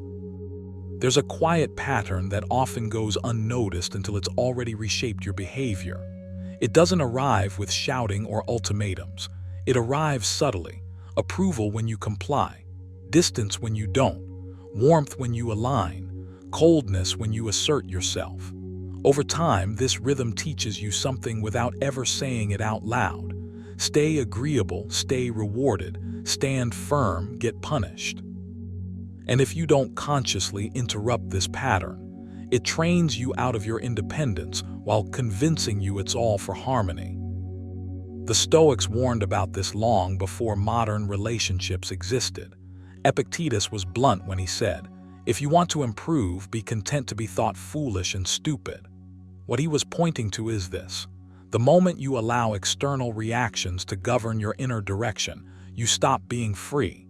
When approval becomes your currency, your autonomy becomes negotiable. You begin editing your thoughts before you speak them. You begin shrinking your decisions to avoid friction. Not because you believe you're wrong, but because resistance now comes with a cost. Rewarding compliance isn't about love, it's about conditioning. You feel it when agreement earns peace, affection, or ease. You feel it when disagreement earns silence, withdrawal, or emotional distance. Slowly, you internalize the message that independence is unsafe. You stop acting from principle and start acting from prediction. How will this be received? What reaction will this trigger? Is this worth the fallout? That mental calculus is the beginning of self-betrayal. Reminded himself, you have power over your mind, not outside events. Realize this and you will find strength. But when rewards and punishments dictate your behavior, that power leaks away. You're no longer choosing your actions based on reason. You're choosing based on anticipated emotional consequences. And the danger isn't the disagreement, it's the erosion of your internal authority. What makes this especially disorienting is how reasonable it can feel. You tell yourself you're being accommodating, mature, easygoing. You convince yourself that peace is more important than truth. But Stoicism never confused peace with passivity. True harmony comes from alignment with your values, not from suppressing them. Seneca warned that he who lives in fear will never be free. Fear doesn't always look dramatic. Sometimes it looks like hesitation, like overthinking, like choosing silence when clarity is needed. Punishing independence doesn't always look like anger. Sometimes it's emotional absence. Sometimes it's disapproval disguised as concern. Sometimes it's a subtle shift in tone that makes you second-guess yourself. The mind picks up on these cues quickly. It adapts. It learns which behaviors are safe and which invite discomfort. And if you're not careful, you'll start outsourcing your spine. The Stoic response isn't rebellion or defiance. It's firmness without bitterness, calm without retreat. The goal isn't to provoke, it's to remain anchored. Epictetus taught that no one can harm you unless you consent to it. The punishment only works if you accept it as authority. The reward only controls you if you crave it more than self-respect. Here, where action matters, begin by noticing the moments you hesitate, the pauses before you speak, the decisions you soften to avoid tension. Awareness is the first act of resistance. You don't need to correct everything at once. Just observe. Ask yourself, am I choosing this because it's right or because it's easier? That single question cuts through years of conditioning. Next, practice voluntary discomfort. The Stoics trained themselves to withstand unease so they wouldn't be ruled by it. Choose small acts of independence deliberately. Hold a position calmly without justifying it excessively. Let silence exist without rushing to repair it. Not as punishment, not as protest, but as proof to yourself that you can survive disapproval without collapsing. Another exercise is internal rehearsal. Before important conversations, remind yourself that approval is not a requirement for self-respect. Repeat words quietly. I cannot be harmed by what I do not consent to. This shifts your posture from defensive to grounded. You're no longer seeking permission to exist as yourself. You must also rebuild your reward system. Right now, the external response may be training you. Flip that. Reward yourself internally for clarity, honesty, and restraint. Feel pride when you remain composed instead of reactive. Satisfaction when you choose principle over appeasement. This is how you reclaim authority, by becoming your own judge. Stoicism doesn't teach you to withdraw from relationships. It teaches you not to disappear inside them. Independence isn't selfishness, it's stability. A person who cannot be punished into submission cannot be manipulated by reward either. They engage freely, not fearfully. They give because they choose to, not because they're trained to. Over time, something interesting happens. The pattern loses power, not because the other person changes, but because you do. The emotional levers stop working when they no longer control your decisions. You become steady, predictable in the best way, calm under pressure, and that steadiness becomes your shield. Remember this: marriage, commitment, partnership, none of these are traps by default. The trap is surrendering your inner freedom for external peace. The Stoics lived under emperors, exile, and constant uncertainty, yet they guarded their independence fiercely. If they could do that under tyranny, you can do it under emotional pressure. You are not here to be trained like a response machine. You are here to live deliberately, to act from reason, to remain whole. Start today. Notice the pattern, interrupt it gently, and choose the harder path of self-respect over the easier path of approval. That is where unshakable strength begins. Number 6. Using guilt and victimhood to maintain power. There is a quiet form of power that doesn't shout, doesn't threaten, and doesn't demand outright obedience. It whispers, it sighs, it looks wounded, and if you're not careful, it can slowly reshape your behavior without you ever realizing when you stop choosing freely. Using guilt and victimhood to maintain power works precisely because it doesn't look like power at all. It looks like pain. And that is why it's so effective. You're conditioned to respond to suffering. You're wired to protect, to fix, to step in. Over time, guilt becomes a lever, not the loud kind that accuses, but the subtle kind that makes you question yourself. You begin to feel responsible not just for your actions, but for someone else's emotional state. And once that happens, your freedom quietly shrinks. You start editing yourself. You speak less honestly. You comply faster. Not because you agree, but because you don't want to be the cause of distress. The Stoics warned about this long before modern relationships existed. Epictetus was blunt. If you want to be free, do not wish that events happen as you want them to, but wish them to happen as they do happen. Emotional freedom begins the moment you stop believing you are responsible for managing another adult's inner world. Guilt-based control thrives when you confuse compassion with submission. When empathy becomes obligation, power has already shifted. Victimhood, when used repeatedly, creates a moral imbalance. One side is always suffering, the other is always defending. Over time, this dynamic erodes your authority over your own decisions. You find yourself justifying choices that require no justification. You apologize for boundaries. You explain yourself into exhaustion. And slowly, the narrative forms. You are the problem and compliance is the solution. Here's the uncomfortable truth: you don't lose power all at once. You give it away in small emotional transactions. A pause before you speak, a swallowed opinion, a decision made to avoid fallout instead of to honor your values. Reminded himself, you have power over your mind, not outside events. Realize this and you will find strength. Guilt-based dynamics invert this truth. They train you to believe someone else's emotions control your actions. That is not strength. That is emotional outsourcing. Stoicism doesn't teach you to be cold. It teaches you to be clear. Calm clarity dissolves manipulation because it refuses to be rushed, cornered, or emotionally blackmailed. When guilt appears, you don't argue with it. You examine it. Is this guilt rooted in a real moral failure, or is it manufactured through emotional framing? That distinction changes everything. One of the most powerful habits you can adopt is emotional separation without emotional abandonment. You can acknowledge feelings without surrendering agency.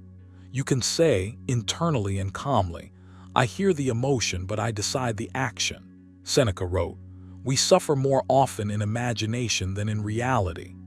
Guilt thrives in imagination. It survives on predicted consequences, anticipated resentment, and imagined emotional collapse. When you slow down and ground yourself in what is actually happening, its grip weakens. Power maintained through victimhood depends on urgency. It needs you to react quickly, to fix immediately, to prove goodness through sacrifice. Stoic discipline interrupts this cycle. Pause becomes your shield.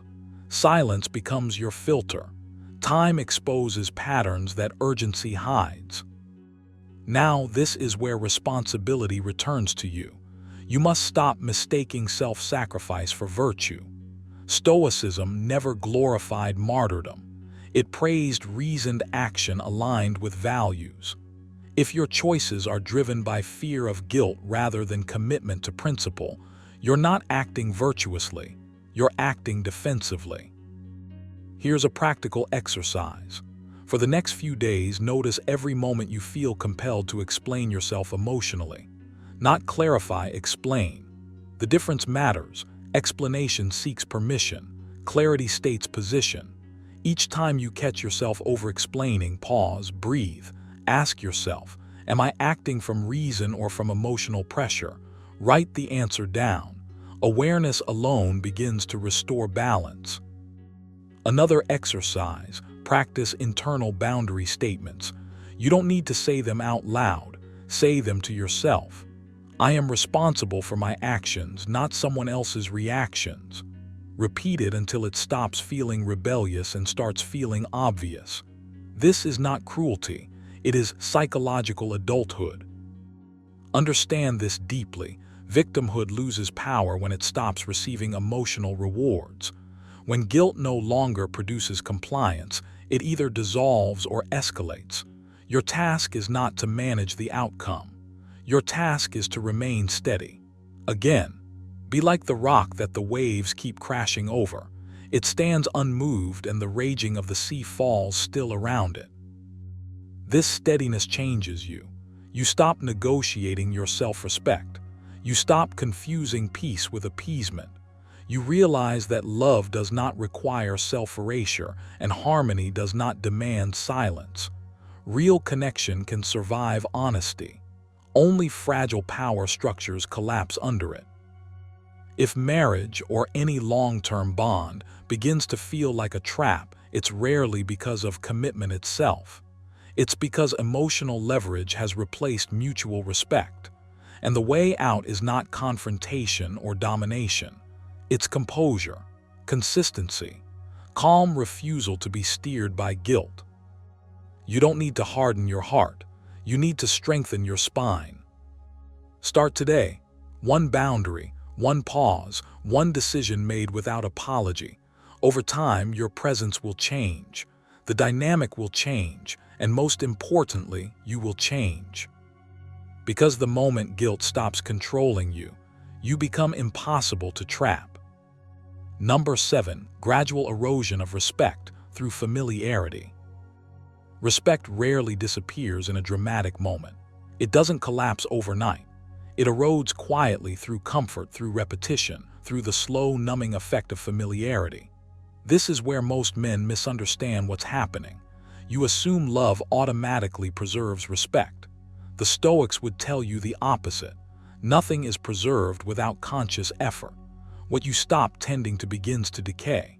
And when respect fades, everything else in a marriage becomes fragile, unstable, negotiable. At the beginning, you were intentional. Your words had weight. Your presence carried gravity. You chose your actions carefully. Over time, comfort whispered a lie. That effort was no longer required. Familiarity invited shortcuts. Discipline softened. Boundaries blurred. And without noticing it, you began showing up less as a grounded man and more as a predictable one. The Stoics warned against this drift, wrote that most people live as if they'll be alive forever, delaying seriousness, postponing self-command. Respect doesn't vanish because of cruelty. It vanishes because of complacency.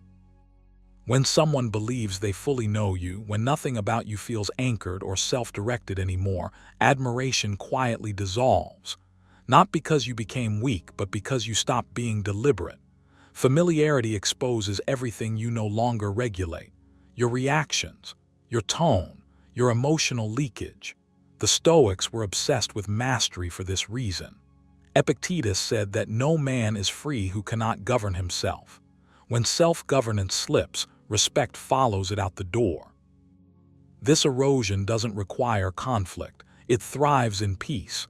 It grows in routine. It feeds on unchecked availability and emotional overexposure.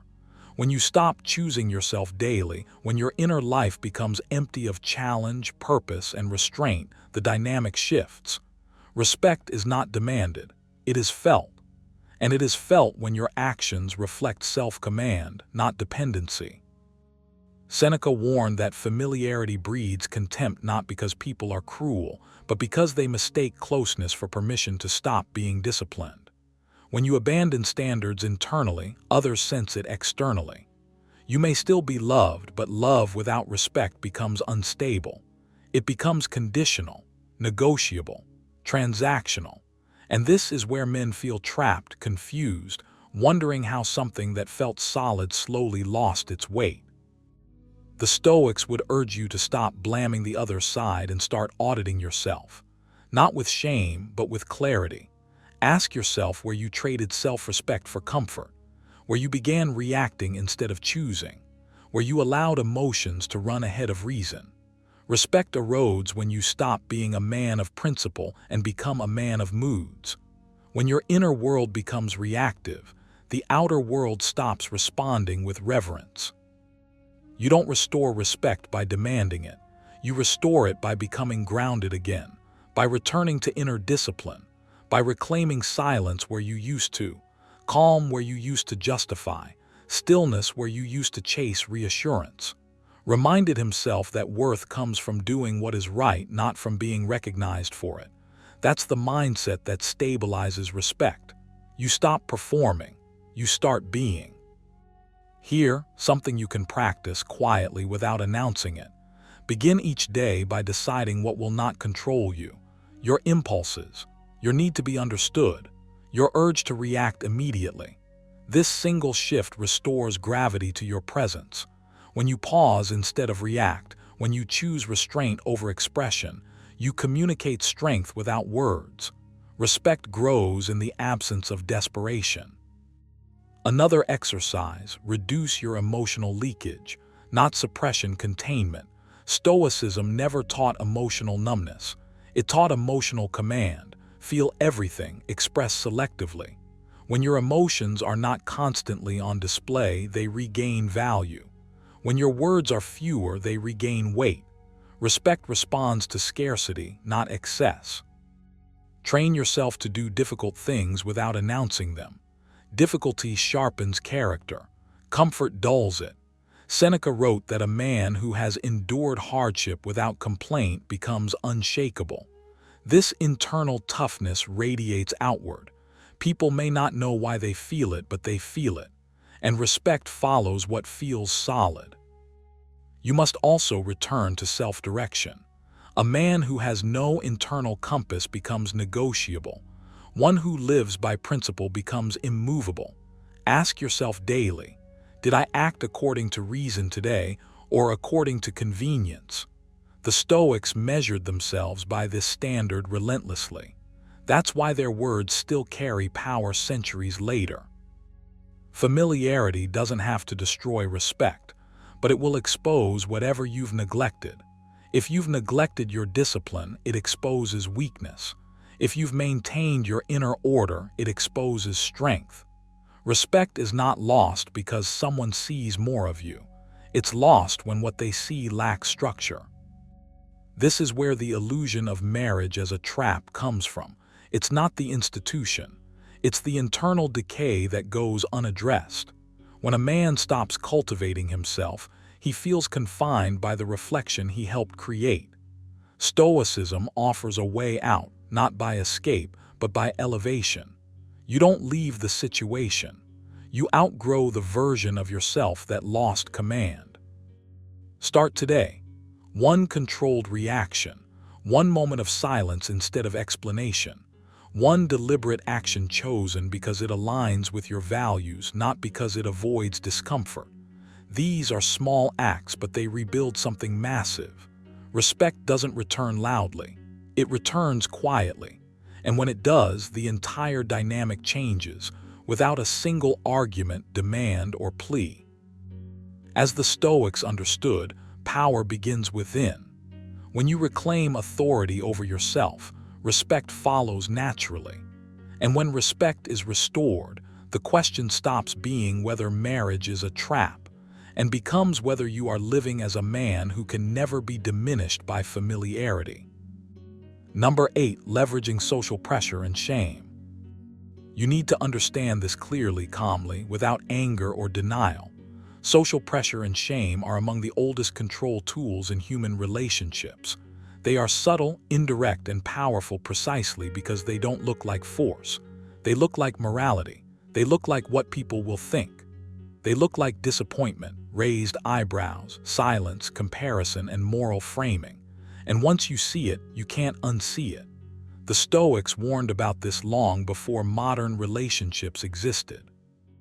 Epictetus said, "If you want to improve, be content to be thought foolish and stupid." That wasn't a throwaway line. It was a warning about how deeply the fear of judgment enslaves the mind. Shame works because you've been trained to value approval more than truth. Somewhere along the way, you learned that harmony matters more than honesty, that being liked is safer than being firm, that disagreement risks exile. Social pressure exploits this conditioning. It doesn't attack your logic, it bypasses it.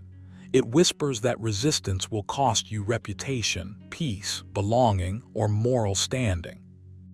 And if you haven't trained yourself to separate your inner authority from the crowd's approval, you fold without realizing you've done so. Reminded himself daily, I can choose not to be harmed, and I won't feel harmed. That choice disappears the moment shame dictates your decisions. You feel this pressure not because you are weak, but because you are human. Humans are tribal by nature. Shame evolved as a social survival mechanism. But what once kept tribes intact now keeps individuals trapped. When pressure is applied through language like obligation, sacrifice, or what a good person would do, it's designed to move you emotionally while pretending to be ethical. And if you don't pause, if you don't interrogate the feeling, you confuse discomfort with wrongdoing. The Stoics were ruthless about this distinction. Seneca wrote, "We suffer more often in imagination than in reality." Shame thrives in imagination. It survives on unseen audiences and hypothetical judgments. Here's the shift you need to make. Stop treating social discomfort as evidence of moral failure. It is. It's often evidence that you're stepping outside a role others benefited from you playing. That's why resistance feels heavy. Not because you're wrong, but because expectations are being disrupted. When you internalize this, pressure loses its grip. You no longer rush to explain yourself. You stop defending every boundary. You let silence do the work. This is not coldness. This is self-respect practiced quietly.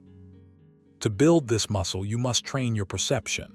The Stoics believe that events themselves are neutral, only judgments create suffering.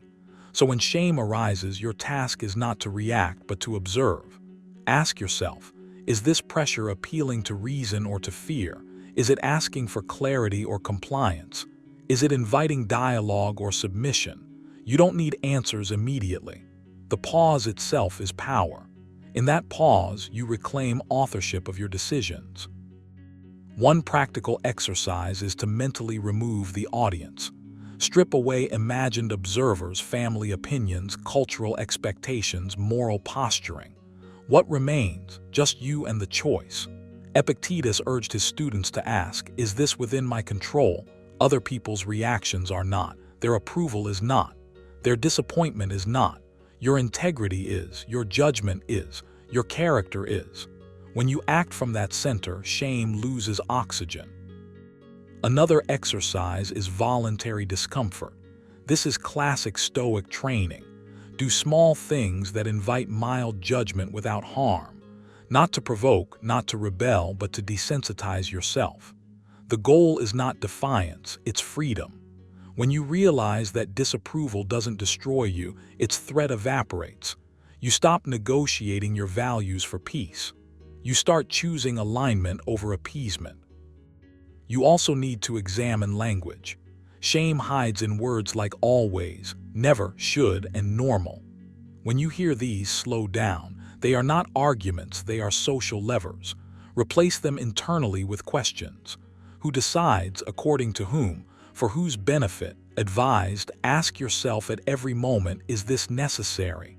Most pressure collapses under that question. The deeper work is this: stop outsourcing your worth. Shame only works when your self-respect is rented, not owned. The Stoics didn't seek validation from crowds. They sought coherence within themselves. That's why they could stand alone without becoming bitter or hostile. Strength to them was quiet consistency. Not loud rebellion, not moral grandstanding, just calm refusal to be ruled by noise. You don't need to convince anyone. You don't need to expose anything. You don't need to win arguments. Your task is simpler and harder. Govern yourself. When pressure arises, breathe. When guilt appears, inspect it. When shame knocks, ask who invited it. Then act deliberately, not. Over time, people sense this shift. The pressure changes form or disappears altogether, not because you fought it, but because it no longer finds purchase. This is how mental freedom is built, not through dominance, not through withdrawal, through clarity, through restraint, through an unshakable inner court where you are both judge and jury. As Seneca said, a man who suffers before it is necessary suffers more than is necessary. Stop suffering in advance. Step into quiet authority. Take one action today that aligns with your judgment, even if it feels slightly uncomfortable. Sit with the feeling. Let it pass. Nothing breaks. You remain intact. Each time you do this, you weaken the hold of social pressure and strengthen something far more important: self-command. Number 9, rewriting history to justify behavior. At some point, you begin to notice something unsettling. The past no longer stays where it belongs. It starts shifting. Conversations you remember clearly feel rewritten. Motives are reassigned. Intentions are reinterpreted. What once felt mutual is reframed as one-sided. And slowly, subtly, the story changes, not to discover truth, but to justify behavior. This is one of the most psychologically corrosive dynamics inside marriage, and it doesn't begin with malice. It begins with discomfort. When someone feels inner conflict between who they believe they are and how they're acting, the mind looks for relief. And the easiest relief is not accountability, it's revision. You feel this most when logic no longer matters. Facts are acknowledged and dismissed in the same breath. Emotional certainty replaces objective memory. The Stoics warned against this long before modern psychology put a name to it. Epictetus said, "People are not disturbed by things but by the views they take of them." When behavior clashes with values, the view must change, or the person must. Most choose the view. The past becomes a tool. Memory becomes plastic. And you are left questioning not just the relationship, but your own perception. This is where the trap tightens. If you try to argue facts, you lose. If you defend your memory, you're accused of being rigid. If you stay silent, the new narrative hardens. Over time, this rewiring of history trains you to doubt yourself. You begin rehearsing conversations in your head, searching for what you must have missed.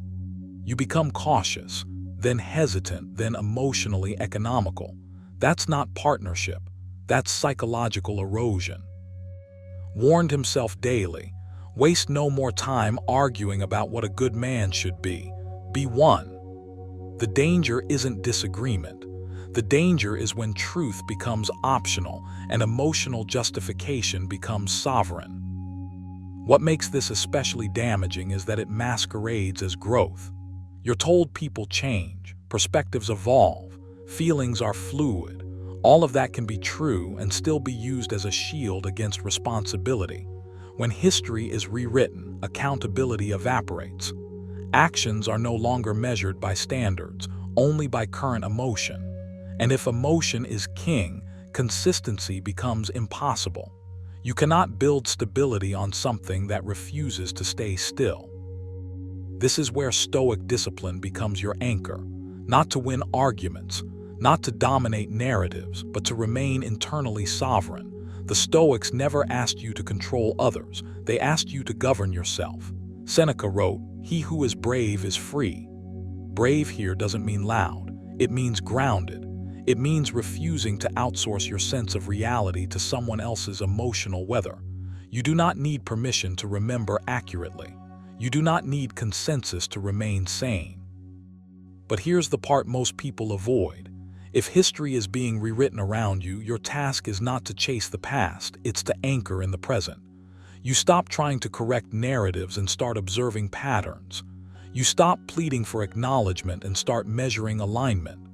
Stoicism teaches that clarity comes from repeated observation, not emotional reaction. Patterns don't lie. Rewrites do. This doesn't mean hardening your heart. It means sharpening your perception. When behavior is constantly justified by reinterpreting yesterday, today becomes unstable.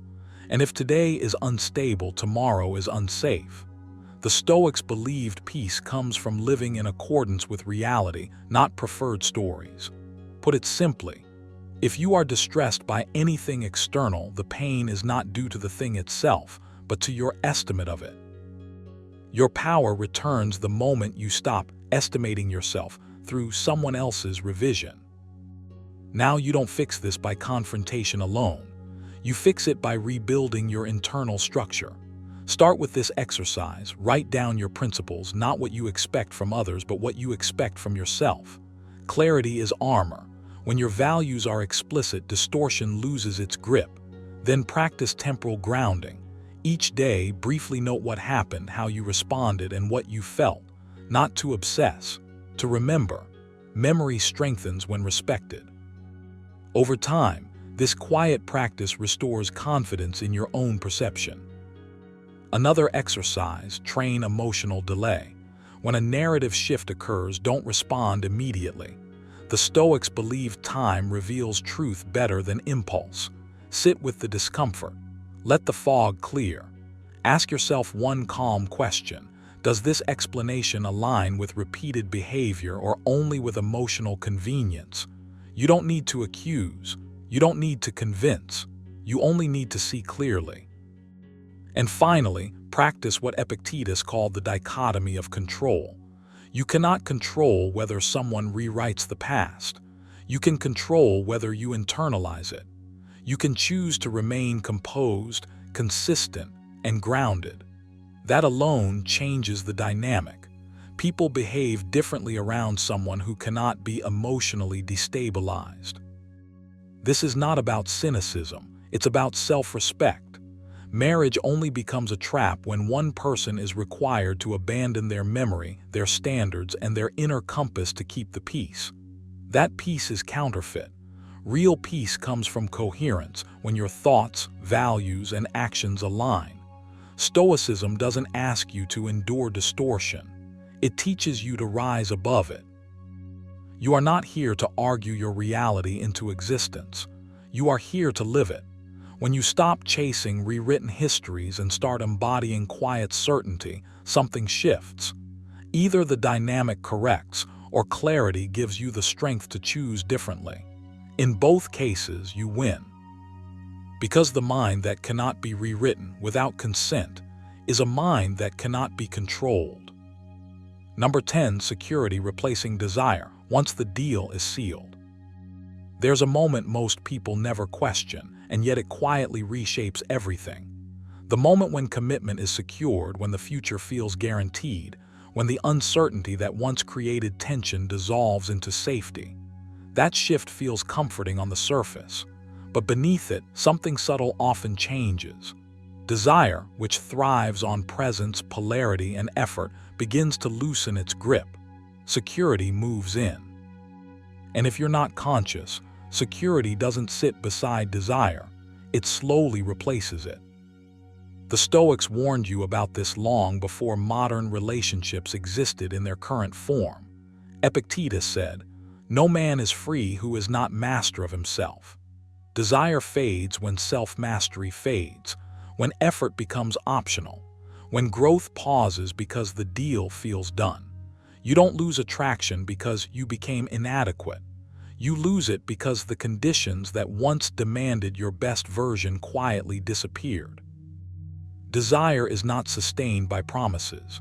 It is sustained by presence. It lives in who you are becoming, not in what has already been agreed upon. When certainty becomes absolute, when roles harden, when identity stagnates, desire often withers, not out of malice but out of neglect. Security soothes, desire challenges, and human nature, when left unchecked, chooses comfort over intensity almost every time. This is where most people get trapped mentally. You are taught that commitment should automatically produce desire, that loyalty guarantees passion, that once the contract is signed, spoken or unspoken, the emotional and physical spark should sustain itself. The Stoics would call this a fantasy rooted in false expectations. Reminded himself, you have power over your mind, not outside events. Realize this and you will find strength. Desire is an internal phenomenon. It cannot be outsourced to structure, legality, or obligation. When security replaces desire, it usually doesn't announce itself. It shows up quietly. Effort becomes inconsistent. Self-respect is replaced with entitlement. Discipline gives way to routine. You stop choosing excellence and start relying on permanence. The danger isn't marriage itself. The danger is psychological arrival, the belief that you've reached the destination, so movement is no longer required. Stoicism teaches you to remain a student of life, even when circumstances feel stable, especially then, because stability is where complacency grows fastest. Desire requires tension, not conflict but polarity, not chaos but contrast. It requires that you remain grounded in purpose beyond approval. When your center shifts from self-command to external validation, attraction erodes. Here's the uncomfortable truth most people avoid. Desire responds to strength, not guarantees. It responds to clarity, not contracts. It is drawn to a man who is internally governed, not one who is simply secure. Seneca wrote, "It is not that we have a short time to live, but that we waste a lot of it." Desire dies in wasted time, in unchallenged habits, in days lived on autopilot. If you want to reverse this pattern, you start by reclaiming authorship over yourself, not aggressively, calmly, quietly. You stop asking whether you are liked and start asking whether you are aligned. You stop negotiating your standards for peace. You stop confusing comfort with fulfillment. Security should support your mission, not replace it. Here's a practical exercise. No performance. No explanation to anyone, just honesty. Sit alone and write down the version of yourself you were before certainty set in, not behaviors but qualities, your edge, your curiosity, your discipline. Then write down who you are now. Where have you softened? Where have you postponed growth? Where have you substituted routine for intention? Don't judge it, observe it. Stoicism begins with observation, not self-punishment. Another exercise. For the next 7 days, act as if nothing is guaranteed. Not in fear, in responsibility. Show up fully, speak precisely, train your body, refine your mind. Do not announce the change. Let it be internal. Epictetus warned against performative virtue. This is about embodiment, not display.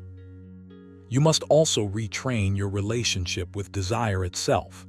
Desire is not something you demand from others.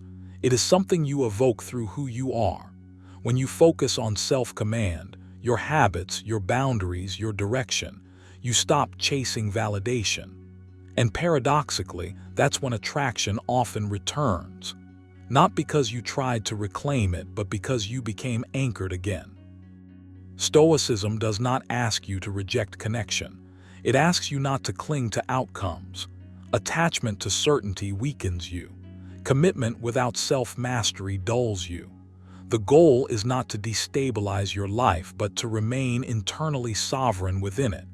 To keep growing even when no one is watching, especially then. Here's another practice. Each morning, ask yourself one question. What would a disciplined man do today if nothing were owed to him? Then act accordingly. Desire respects men who owe nothing to comfort, who are not governed by ease, who continue sharpening themselves even when applause is absent. Security is not the enemy. Stagnation is.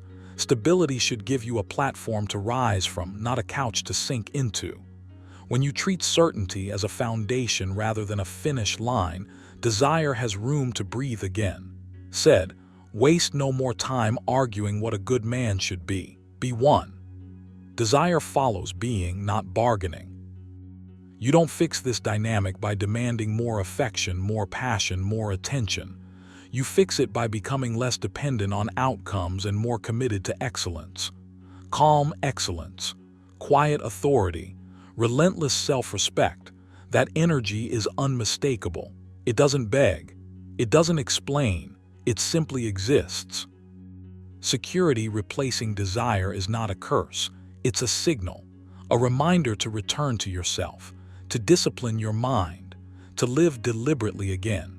And when you do, whether desire returns or not, you win. Because the Stoic path was never about control over others.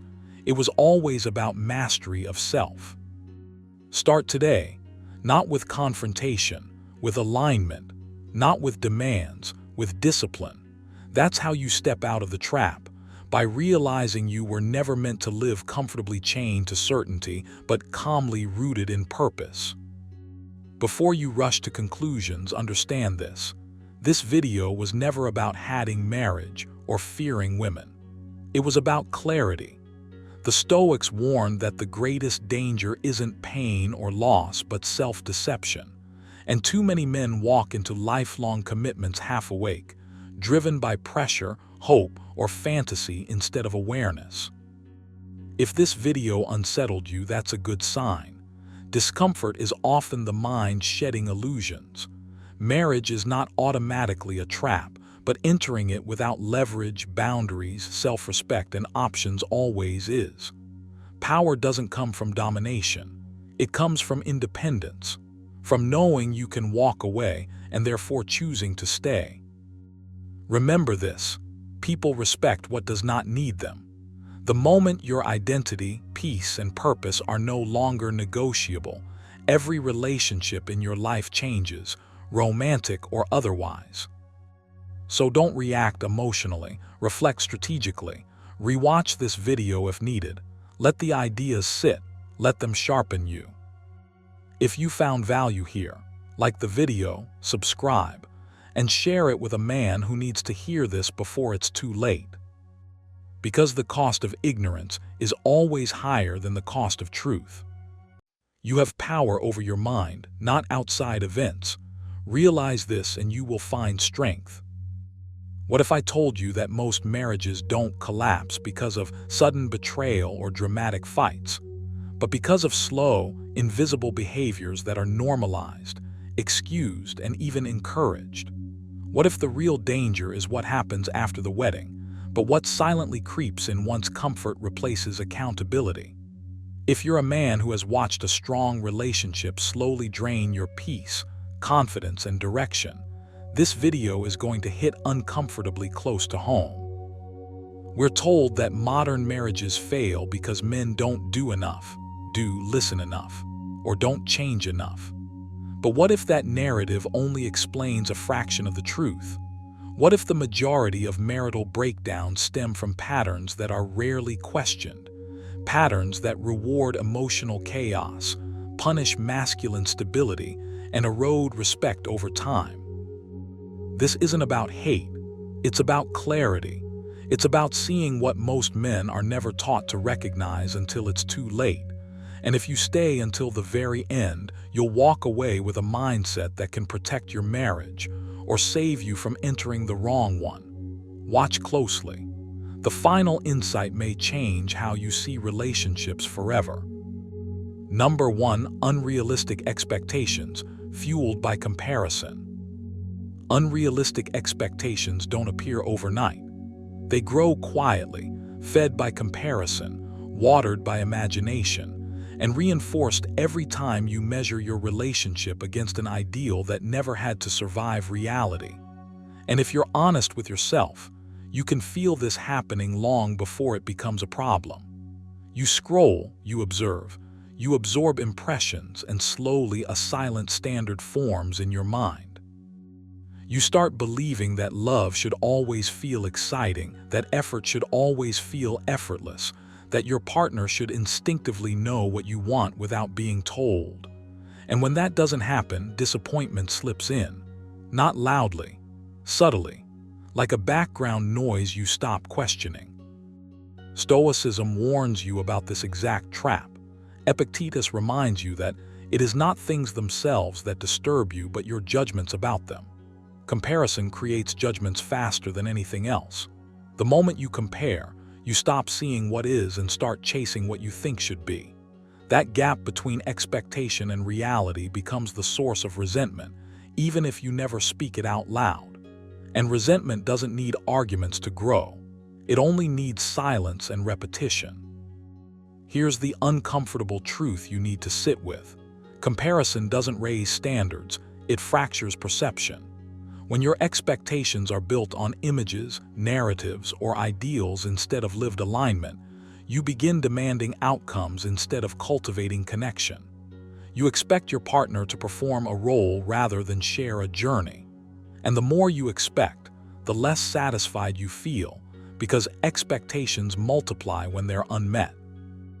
Warned you about this centuries ago when he said, "If you are distressed by anything external, the pain is not due to the thing itself, but to your estimate of it." That estimate is where the damage begins. You might tell yourself that high expectations are a sign of self-respect. Sometimes they are. But when expectations are fueled by comparison, they stop being standards and become fantasies. Fantasies don't adapt. They don't compromise. They don't care about context. And relationships require all three. When you hold someone against an imagined version of how things should be, you unknowingly place them in a position where they are always falling short, even on their best days. This is where Stoic discipline becomes practical, not philosophical. Stoicism doesn't ask you to lower your standards. It asks you to refine your perception, to separate what you can influence from what you can't, to release the illusion that happiness comes from alignment with external ideals. Seneca put it plainly, "He who suffers before it is necessary, suffers more than is necessary." Unrealistic expectations are pre-suffering. You're reacting to an imagined failure that hasn't even occurred. If you want to change this pattern, you have to interrupt it at the level of habit, not emotion. Habit. Start by noticing when your mind compares. Don't fight it. Just observe it. Each time comparison arises, pause and ask yourself one simple question.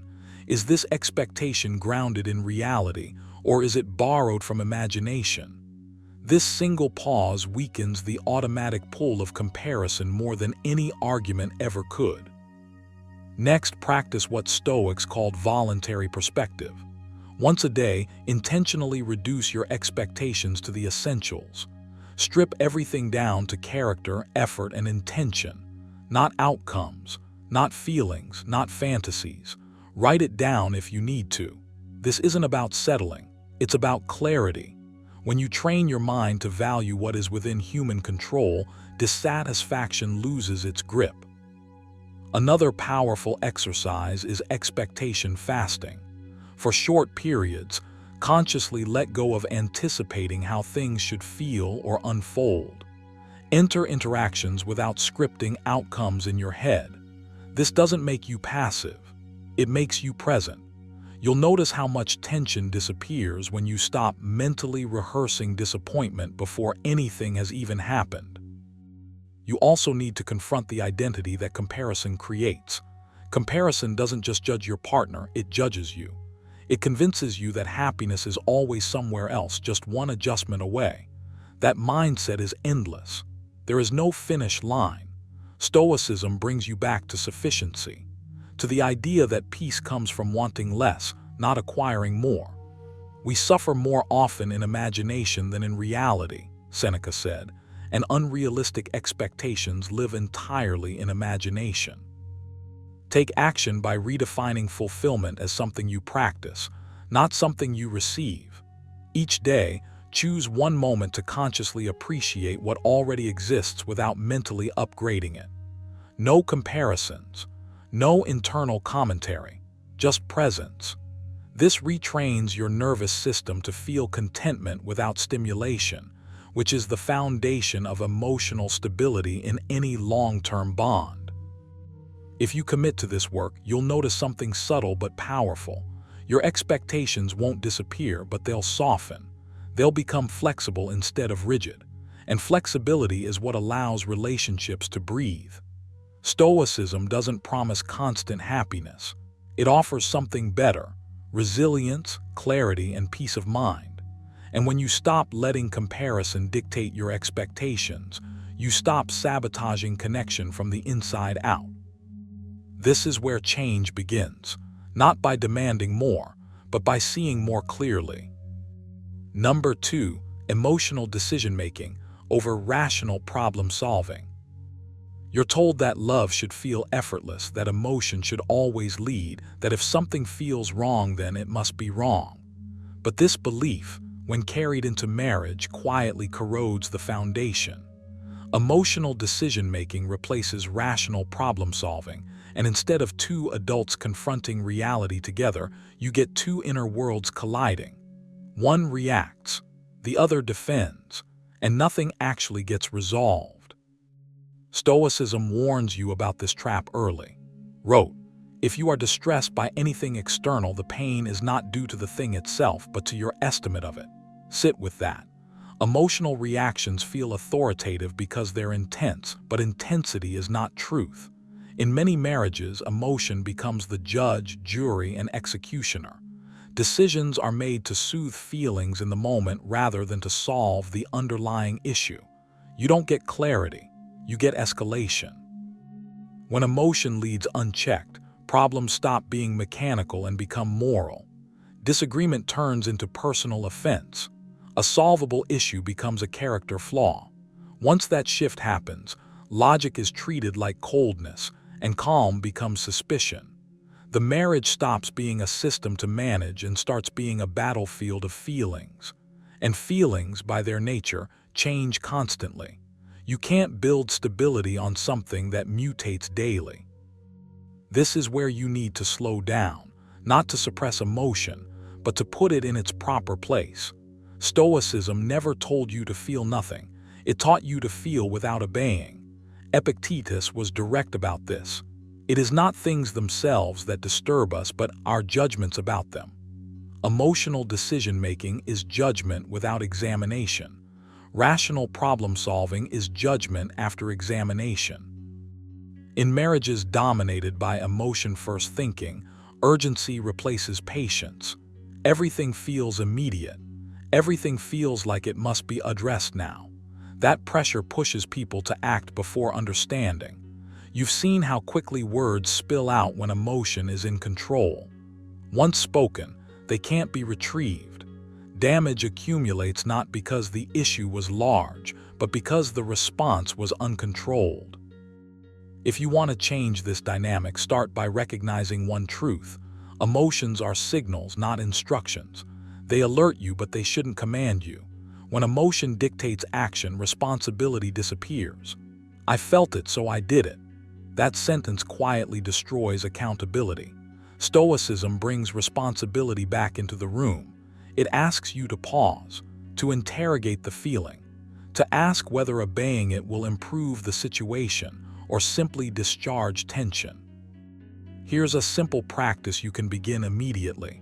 When emotion rises, don't argue with it. Name it silently, just label it.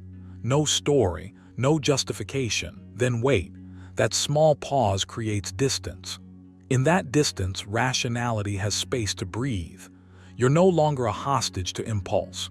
You're an observer choosing a response. Another exercise: write the problem in one sentence without emotion-laden words.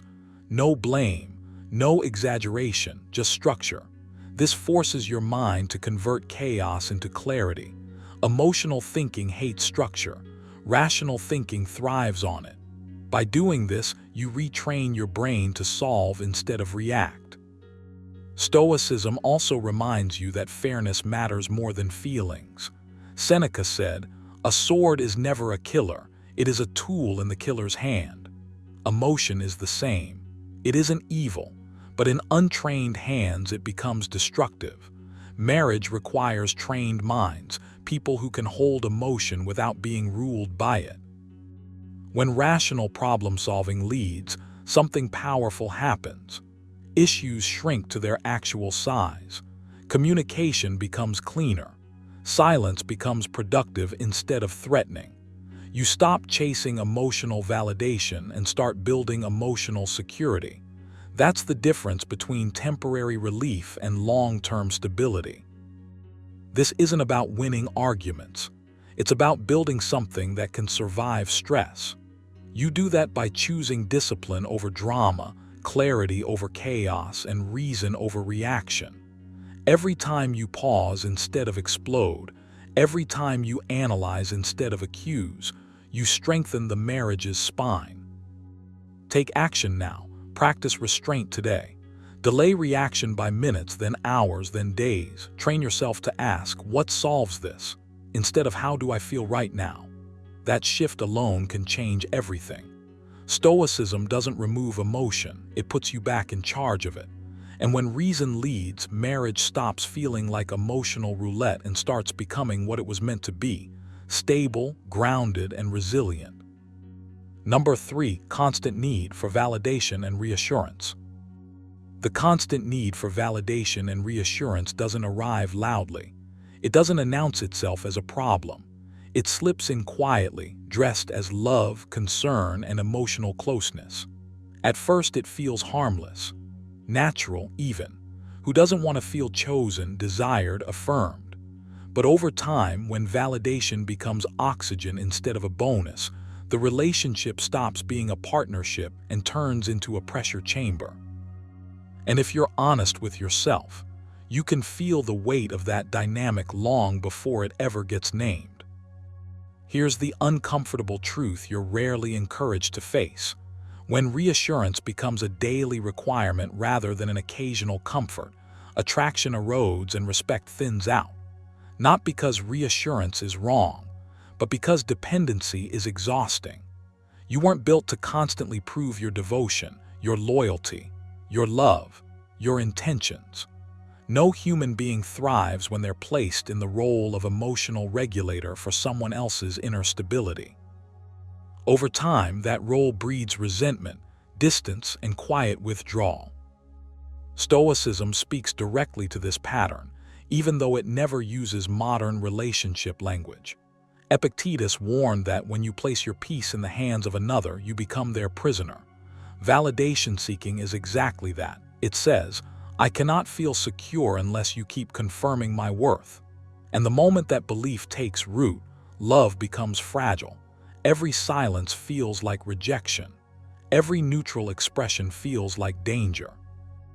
Every small shift triggers the need for more proof, more reassurance, more emotional labor. What often goes unseen is how this dynamic slowly reshapes the relationship's emotional balance. One person becomes the seeker, the other becomes the stabilizer, and no matter how patient or loving you are, that imbalance eventually drains desire. Desire thrives on self-possession, not emotional hunger. Reminded himself daily that no one else was responsible for the condition of his soul. That mindset creates gravity. The opposite creates neediness, and neediness quietly repels. If you're willing to look deeper, you'll notice that constant validation isn't really about love at all. It's about fear. Fear of abandonment, fear of being replaceable, fear of not being enough unless someone else keeps confirming otherwise. And fear, when left unchecked, turns relationships into monitoring systems instead of spaces of freedom. You start measuring tone, words, attention, energy. You stop being present. You start managing outcomes. That's not intimacy. That's anxiety disguised as connection. Stoicism offers a different path, one that doesn't harden you or shut you down, but strengthens your emotional spine. Seneca wrote that the greatest remedy for anger, fear, and insecurity is delay and reflection. Instead of reaching outward for reassurance, you turn inward and ask yourself why the reassurance feels necessary in the first place. What belief inside you feels threatened? What story are you telling yourself in the absence of validation? When you learn to sit with that discomfort instead of outsourcing it, something powerful happens. You reclaim authority over your emotional state. This is where habits must change, not intentions. Wanting less reassurance isn't enough. You have to train yourself to self-validate. That doesn't mean arrogance or emotional coldness. It means learning to say internally, "I know who I am, even if no one confirms it today." A practical exercise here is simple but uncomfortable. When the urge to seek reassurance arises, pause, breathe. Don't act on it immediately. Give yourself space to feel the discomfort without resolving it through someone else. Notice how the intensity peaks and then fades. That alone rewires your nervous system. Another practice drawn straight from Stoic thought is voluntary emotional restraint. Not suppression, restraint. You don't express every fear. You don't voice every doubt. You choose which emotions deserve air and which ones need discipline. Epictetus taught that not every impression deserves your assent.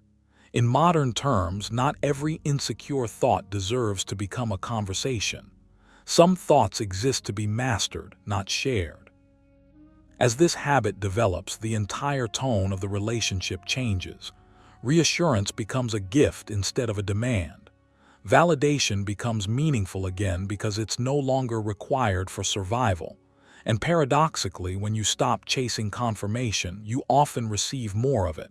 Not because you asked, but because emotional self-sufficiency is deeply attractive. It signals safety, stability, maturity. If you want to protect a relationship, or even just your own peace, you have to stop confusing constant reassurance with emotional depth. Depth comes from self-trust, from inner alignment, from knowing that your worth doesn't fluctuate based on attention, mood, or momentary distance. Wrote that a person who is disturbed by external things is not harmed by them, but by their own judgment of them. Let that sink in. The work is internal, always has been.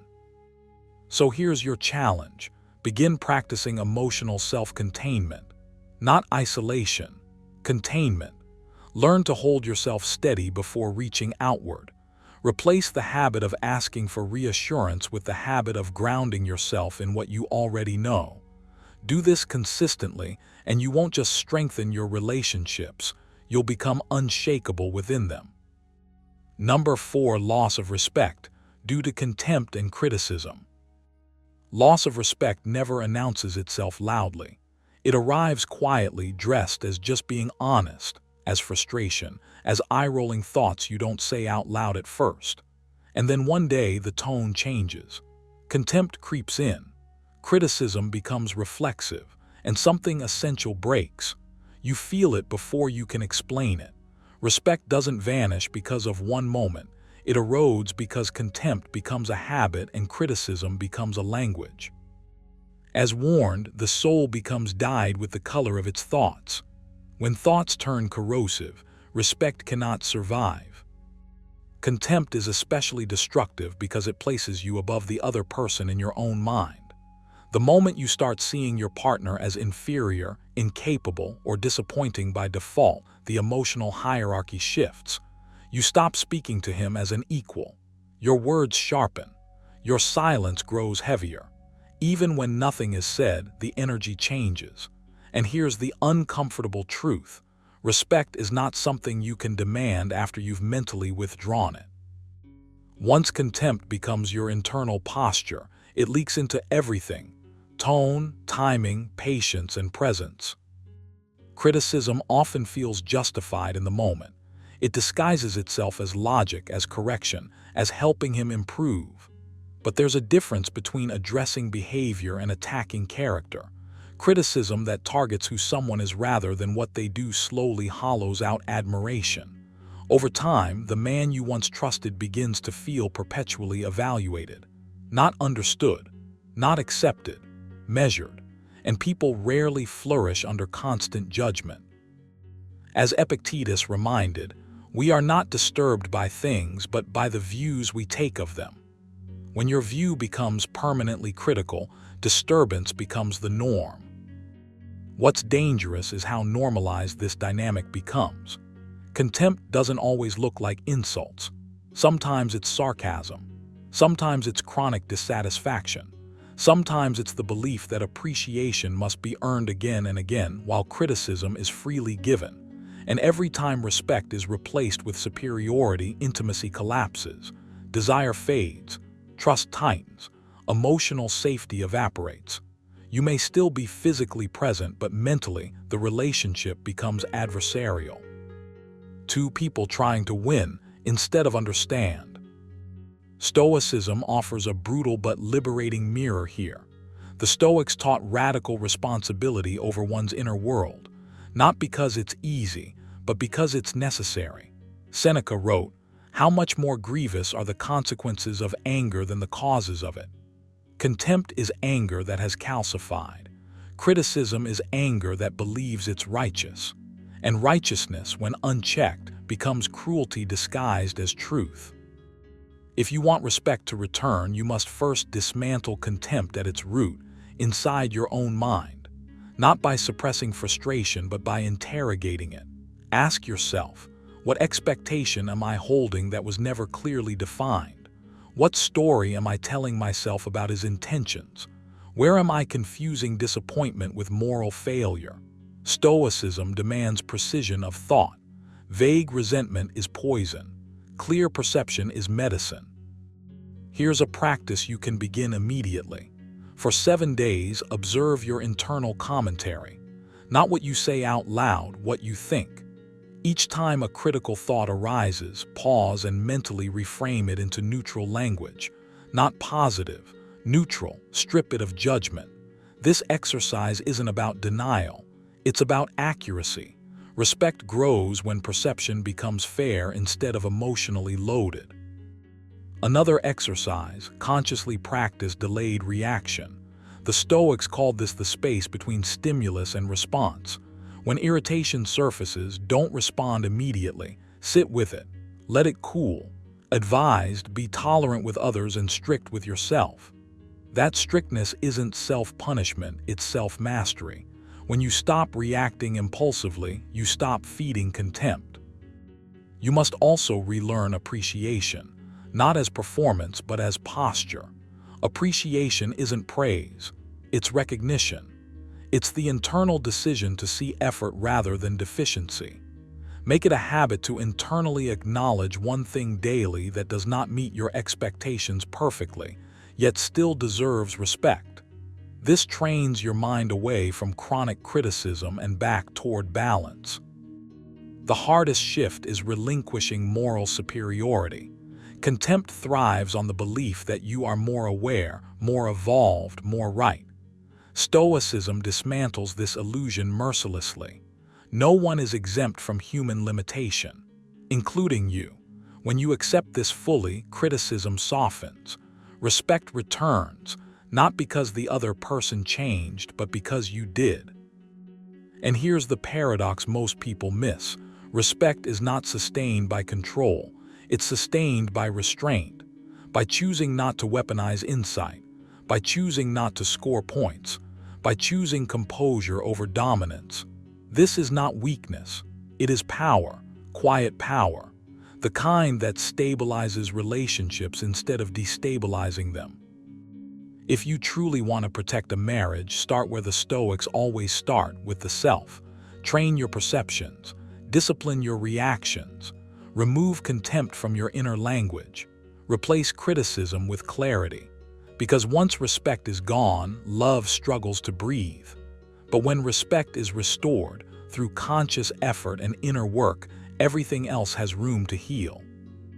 Take responsibility today, not for fixing another person, but for mastering the way you see, think, and respond. That is Stoic strength, and that is where lasting respect is reborn. Number 5, poor communication, masked as expressing feelings. Poor communication often hides behind the comforting phrase, "I'm just expressing my feelings." But what actually happens beneath that label is rarely clarity, truth, or connection. What you're usually witnessing is emotion being released without structure, accountability, or intention.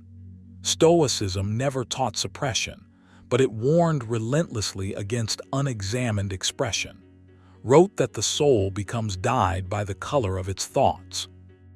When feelings are poured out without reflection, they don't cleanse the relationship, they stain it. You feel this when conversations spiral, when nothing gets resolved, when words land like fog instead of direction. You walk away tired, confused, and subtly blamed, even though nothing concrete was addressed. This isn't communication, it's discharge. And the more often it happens, the more the marriage quietly erodes. Here's the uncomfortable truth you need to grasp if you want strength instead of resentment. Emotion without precision creates chaos. When feelings are expressed as accusations, moods, tone shifts, or vague dissatisfaction, they force you into the role of interpreter, defender, or emotional regulator. You're expected to decode what was never clearly said. Over time, this trains you to walk on eggshells, to preempt moods, to guess instead of listen. Seneca warned that unchecked emotion is a form of slavery because it hands power to impulses instead of reason. A marriage built on emotional dumping slowly becomes a place where logic is punished and calm is mistaken for indifference. You stop engaging honestly, not because you don't care, but because every attempt at clarity turns into another emotional storm. You need to understand this distinction deeply. Expressing feelings is not the same as communicating needs. One relieves tension in the moment. The other builds stability over time. Stoicism teaches that speech should be deliberate, measured, and aimed at improvement. Epictetus reminded that we have 2 ears and 1 mouth for a reason. When expression becomes constant and unfiltered, listening disappears. The marriage turns into a one-way emotional current and you're expected to absorb it. This dynamic doesn't break relationships loudly. It weakens them quietly. Respect erodes first, attraction follows, trust goes last. If you want to step out of this pattern, you have to adopt a different inner posture. Not reactive, not defensive, grounded, calm, clear. You don't meet emotional chaos with emotional chaos, and you don't meet it with silence either.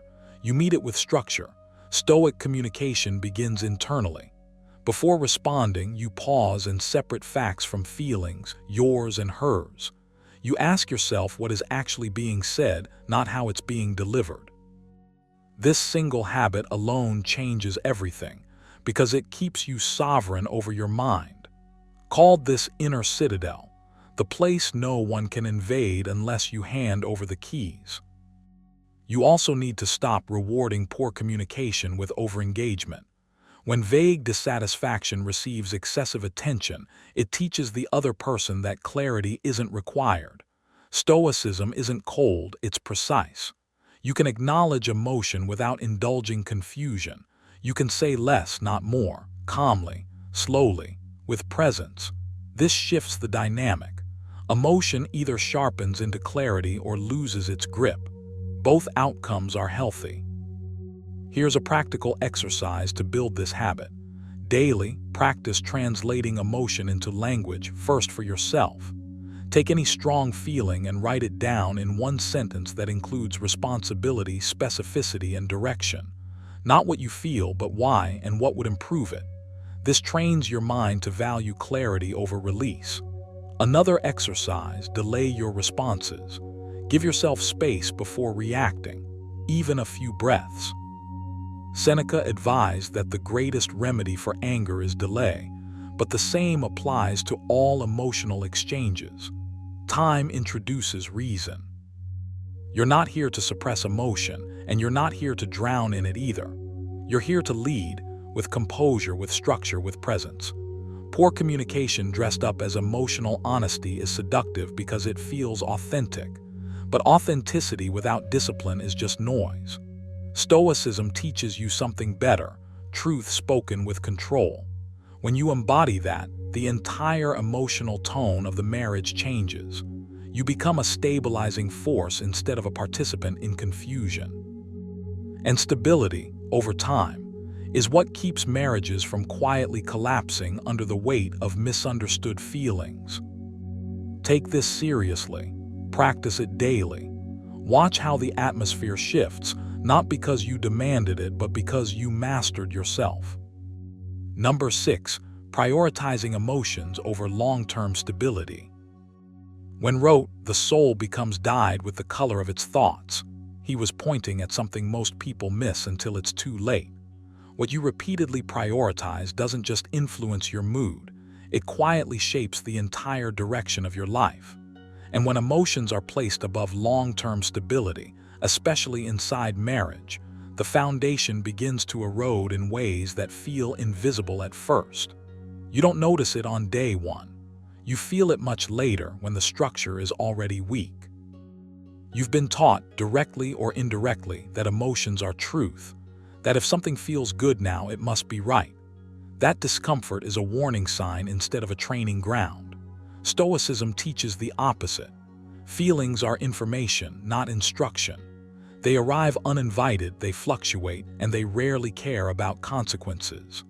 Long-term stability, on the other hand, is built slowly, deliberately, and often against the pull of immediate emotional relief.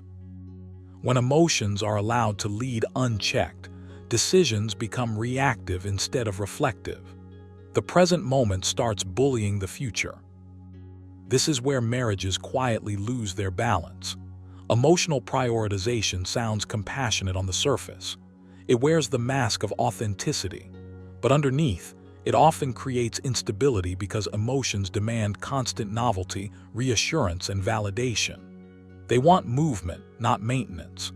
They crave intensity, not consistency. And when you organize a lifelong partnership around fluctuating emotional states, you're asking something permanent to bend around something temporary. That tension never disappears, it just waits. Epictetus warned, if you are ruled by passions, you are ruled by externals.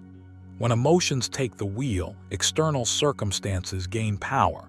Moods begin to dictate standards. Feelings become justifications. Today's dissatisfaction becomes tomorrow's rationalization. Over time, stability is reframed as stagnation. Discipline is mistaken for indifference. Predictability is mislabeled as boredom. The tragedy is that the very things that make marriage sustainable, routine, duty, restraint, long-term thinking, are the first to be questioned when emotions are elevated above all else. You need to understand this clearly. Emotions are real, but they are not wise. They evolve to help you survive moments, not steward decades. When short-term emotional fulfillment becomes the metric for decision-making, commitment starts to feel conditional. Stability begins to feel negotiable. And once stability is treated as optional, everything else becomes fragile.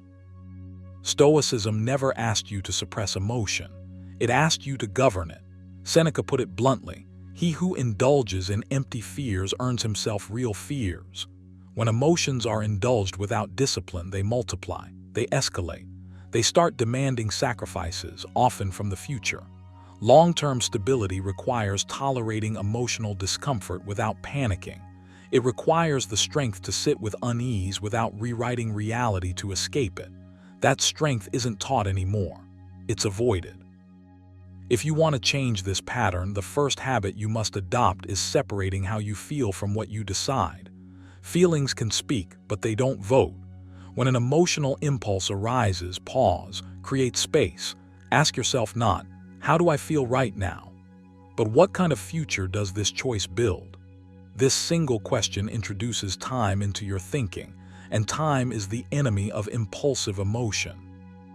Here's a simple daily exercise.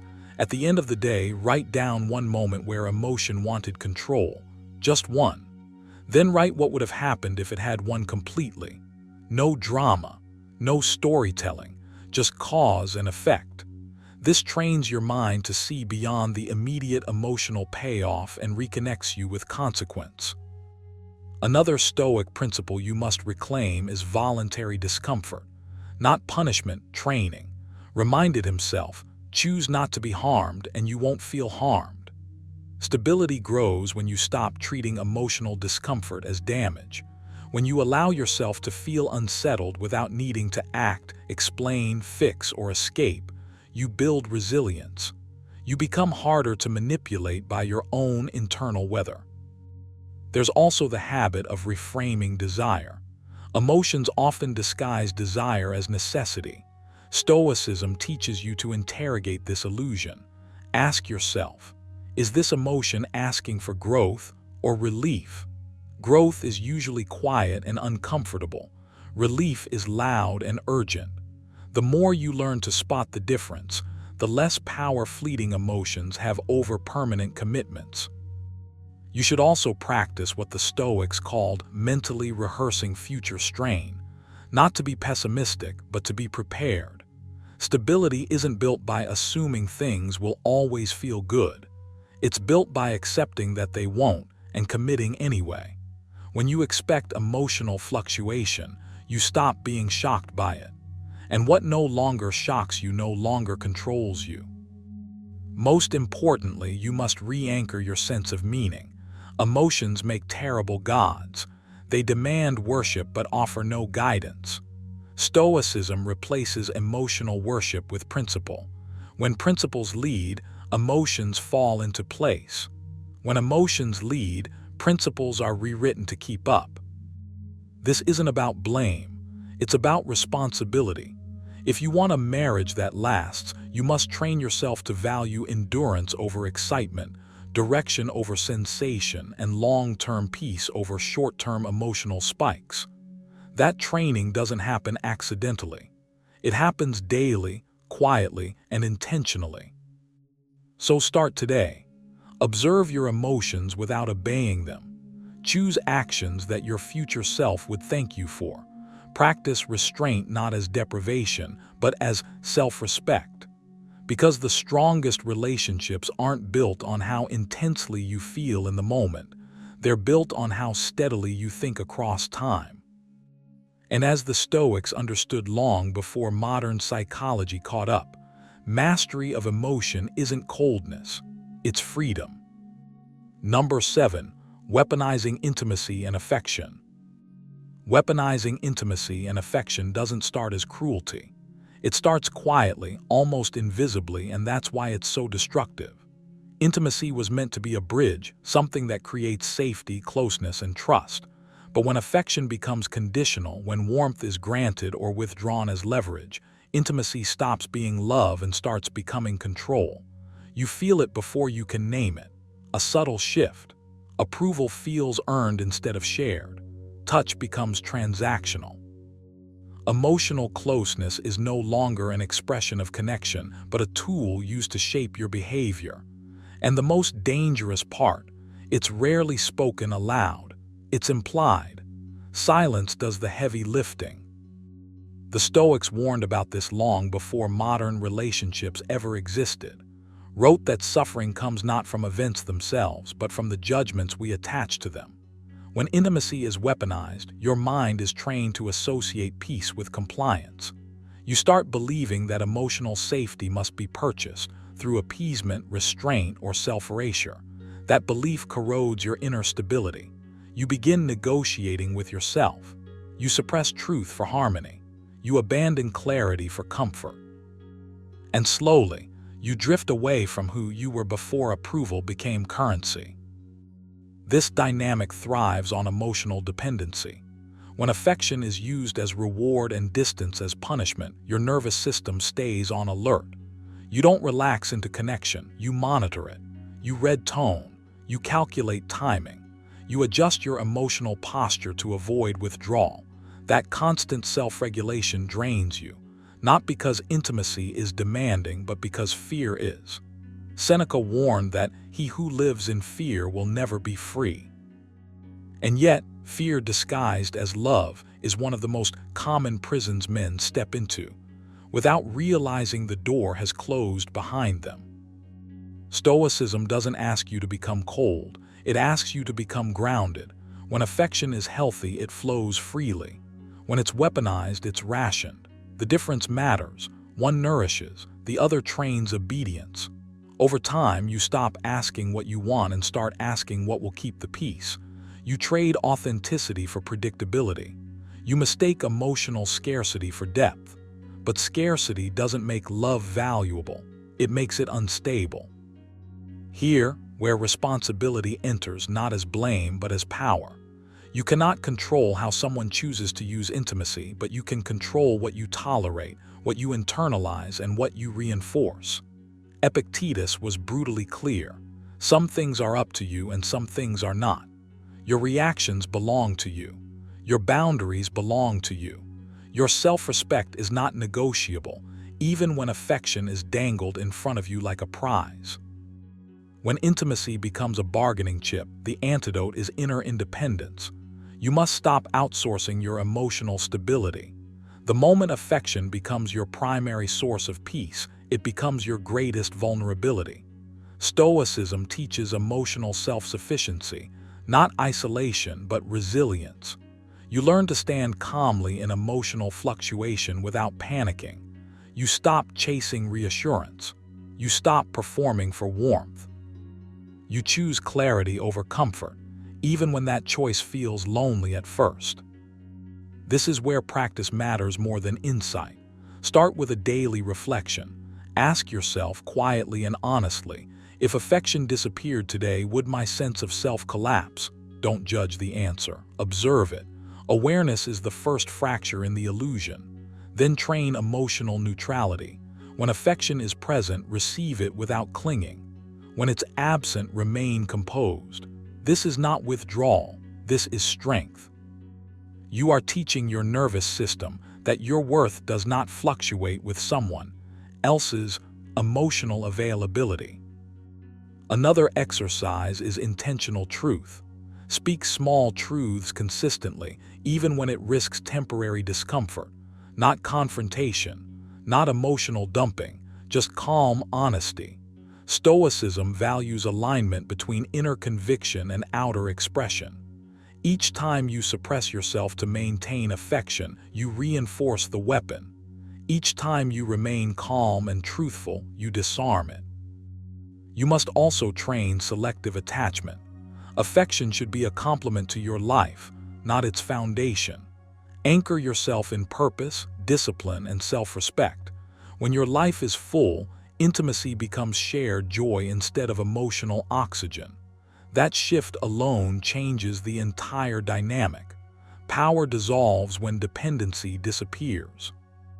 This isn't about winning control back. It's about stepping out of the game entirely. Weaponized intimacy survives on emotional hunger. Stoic calm starves it. When you are steady, present, and unreactive, manipulation has nothing to grip. You don't beg, you don't chase, you don't retaliate. You simply remain yourself, rooted, composed, and clear. The deeper lesson is this: love that requires you to abandon your center isn't love, no matter how intense it feels. Stoicism reminds you that peace is the highest good. Any relationship that teaches you to sacrifice peace for affection is teaching you the wrong lesson. And the moment you internalize that, intimacy either becomes healthier or it loses its power over you. Take this seriously, not angrily, not defensively. Calmly, train your mind, reclaim your emotional independence. Let affection be a gift, not a leash. When you do, you don't just protect your marriage, you protect yourself. Number 8, refusal to take accountability for personal faults.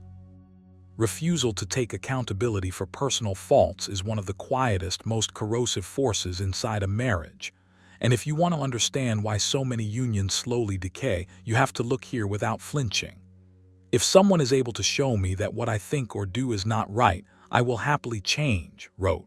That sentence alone exposes the fracture. Accountability is not about blame. It is about ownership. And when ownership disappears, respect follows it out the door. When you refuse to look inward, you unconsciously train yourself to believe that the problem is always external. The marriage becomes a courtroom. You are the prosecutor. Your partner is always on trial, and peace has no seat in the room. You feel it when responsibility is avoided. Conversations don't resolve, they recycle. Apologies sound strategic rather than sincere. Growth becomes impossible because growth requires friction, and friction requires humility. When personal faults are, your inner world hardens. You stop asking, "What am I contributing to this?" and start asking only, "Why am I being wronged?" That shift feels protective at first. It feels empowering. But over time, it quietly strips you of influence. Because the one thing you can always change in a relationship is yourself. When you refuse that leverage, you give away your power. Stoicism cuts straight through this illusion. Epictetus warned, "If you want to improve, be content to be thought foolish and stupid." Accountability feels foolish to the ego. It feels like weakness. But in truth, it is the highest form of strength. The ability to say, "This part is mine," without excuses, without qualifiers, without dragging the past into the present. When that ability disappears, emotional maturity collapses with it. You may still speak of love, but love without accountability becomes entitlement. And entitlement poisons intimacy. Notice how resistance to accountability often hides behind language that sounds reasonable. You tell yourself you're just reacting, that you're justified, that circumstances made you this way. But Stoicism teaches that your reactions are always yours, always. External events don't force your character to decay. They merely reveal what you've been avoiding. When you reject responsibility, you also reject self-mastery. You become a hostage to moods, narratives, and shifting emotions. And a marriage cannot survive long when one person refuses to govern themselves. This is where the damage deepens. When accountability is absent, self-reflection dies. And without self-reflection, patterns repeat endlessly. You don't correct behaviors, you defend them. You don't listen, you prepare counterarguments. You don't soften, you fortify. Over time, this creates emotional distance that no amount of communication can bridge, because communication without accountability is just noise. The Stoics understood this clearly. Seneca wrote, "We suffer more often in imagination than in reality." When you refuse accountability, imagination takes over. You imagine yourself as perpetually misunderstood, perpetually wronged, perpetually entitled to compensation. Reality, meanwhile, continues to deteriorate. If you want to interrupt this cycle, you must train yourself to move toward discomfort instead of away from it. Accountability is uncomfortable because it dismantles the stories you tell yourself to stay emotionally safe. But safety without truth is just slow decay. You don't need to become self-critical. You need to become self-honest. There's a difference. Self-criticism weakens you. Self-honesty stabilizes you. One erodes confidence. The other builds respect, both self-respect and relational respect. Here is a practice you can begin today. At the end of each day, ask yourself one question and do not soften it. Where did I avoid responsibility today? Not where you were hurt, not where you were disappointed, where you avoided ownership. Write the answer plainly. No explanations, no justifications, just the raw behavior. This exercise is not about guilt. It is about clarity, and clarity is power. Another practice. When conflict arises, delay your response, not to manipulate, but to examine yourself first. Before speaking, ask, what part of this is within my control? If the answer is none, you're lying to yourself.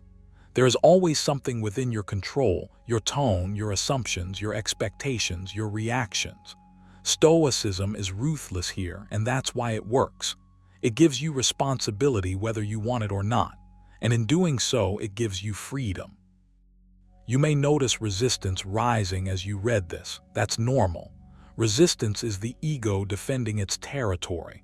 But remember, the ego wants comfort, character wants growth. When accountability is embraced, something subtle shifts.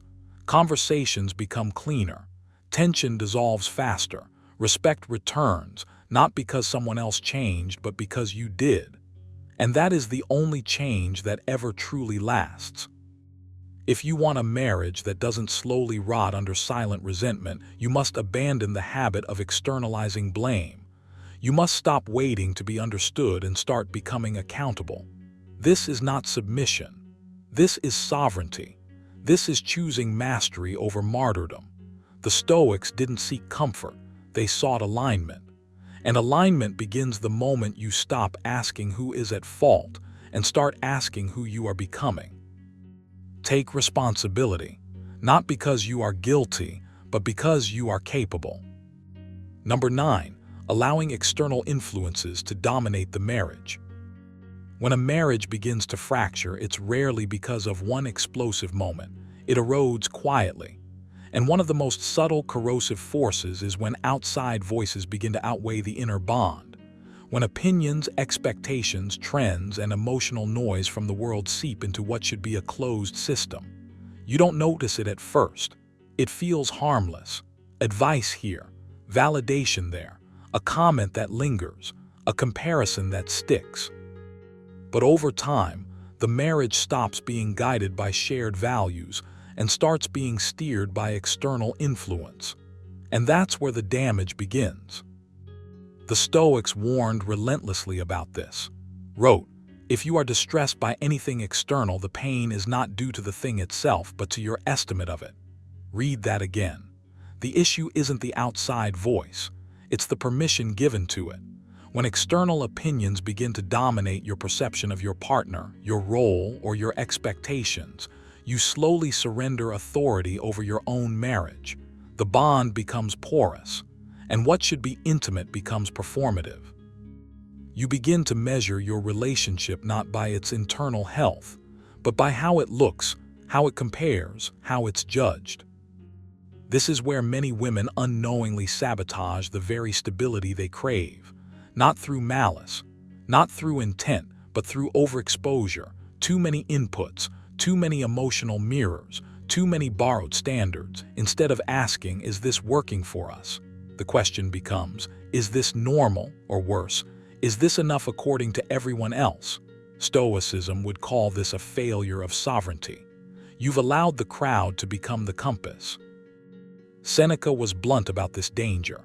He who lives in harmony with himself lives in harmony with the universe. A marriage is no different. Harmony cannot exist when the rules are constantly rewritten by outsiders, when every disagreement is filtered through third-party judgment, when private matters become public currency in the mind. The marriage loses its gravity. Decisions become reactive. Emotions become amplified. Resentment grows not because of what your partner did, but because of what someone else said it meant. Pause here. Take responsibility, not blame responsibility. Ask yourself who is shaping your emotional responses, who gets a vote in your marriage when things feel uncertain. Because every time you consult the outside world before consulting your values, you weaken your position. Stoicism teaches you to narrow the field of influence, to become selective, to guard your inner citadel.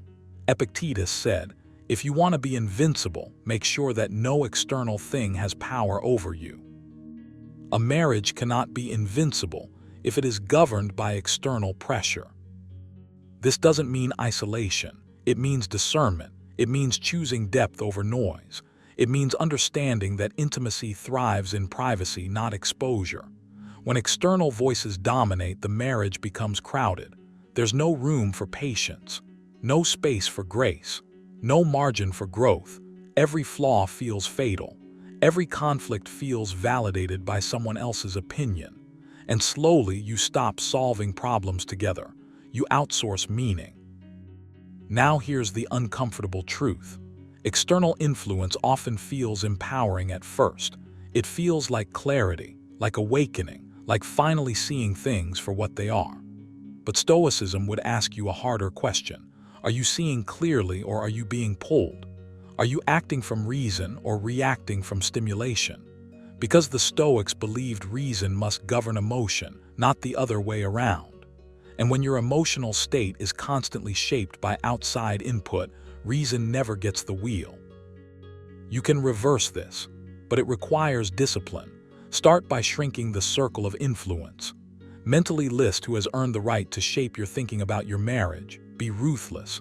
Most opinions are unearned. Most advice is projection. Most validation is cheap. Practice silence, not outward silence, but inward restraint. You don't need to process every feeling with external confirmation. Strength grows when you sit with your thoughts and examine them before broadcasting them. Here's a practical Stoic exercise. At the end of the day, ask yourself 3 questions. What external opinion affected me today? Did it improve my judgment or weaken it? Did I act from reason or reaction? Write the answers. Don't justify them. Observe them. This is straight from Nightly Reflections. Awareness precedes control. Another exercise. When you feel emotionally charged about your marriage, delay interpretation. Epictetus taught the discipline of assent. Don't immediately agree with your first impression. Tell yourself, this is an impression, not a fact. Create space. That space is where wisdom lives. External voices lose power when you slow down your internal response. Also practice value anchoring. Define in writing what your marriage stands for, not culturally, not socially. Yours. Values are the antidote to external domination. When values are clear, opinions become background noise. Without values, every voice sounds like authority. This is where Stoicism becomes liberating. You stop needing consensus. You stop chasing validation. You stop letting comparison rot your peace. You return to what is within your control, your judgment, your behavior, your standards. And when you do that, the marriage regains stability. Not because everything becomes easy, but because everything becomes grounded. Remember this. No marriage collapses under pressure alone. It collapses when pressure is internalized without scrutiny, when outside voices are trusted more than inner principles. The Stoics didn't seek to escape the world, they sought to remain uncorrupted by it. You can do the same. Choose sovereignty over stimulation. Choose discipline over drama. Choose reason over reaction.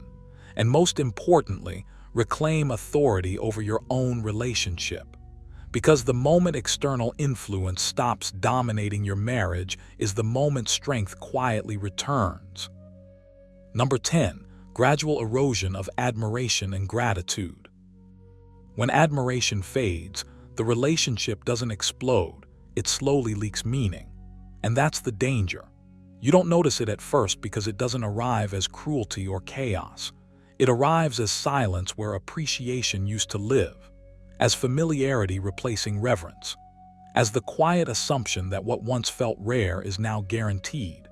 You feel it when gratitude becomes optional, when effort is no longer seen but expected, when presence is taken for granted rather than received with awareness. This is how erosion works, not with violence but with neglect. And if you're honest with yourself, you can sense how this slow decay reshapes the emotional climate of a marriage long before anyone admits something is wrong. Admiration is oxygen. Without it, desire weakens, respect thins, and resentment finds room to breathe. Gratitude is the discipline that keeps admiration alive. When gratitude disappears, entitlement quietly takes its place. You stop seeing what is given and start measuring what is missing.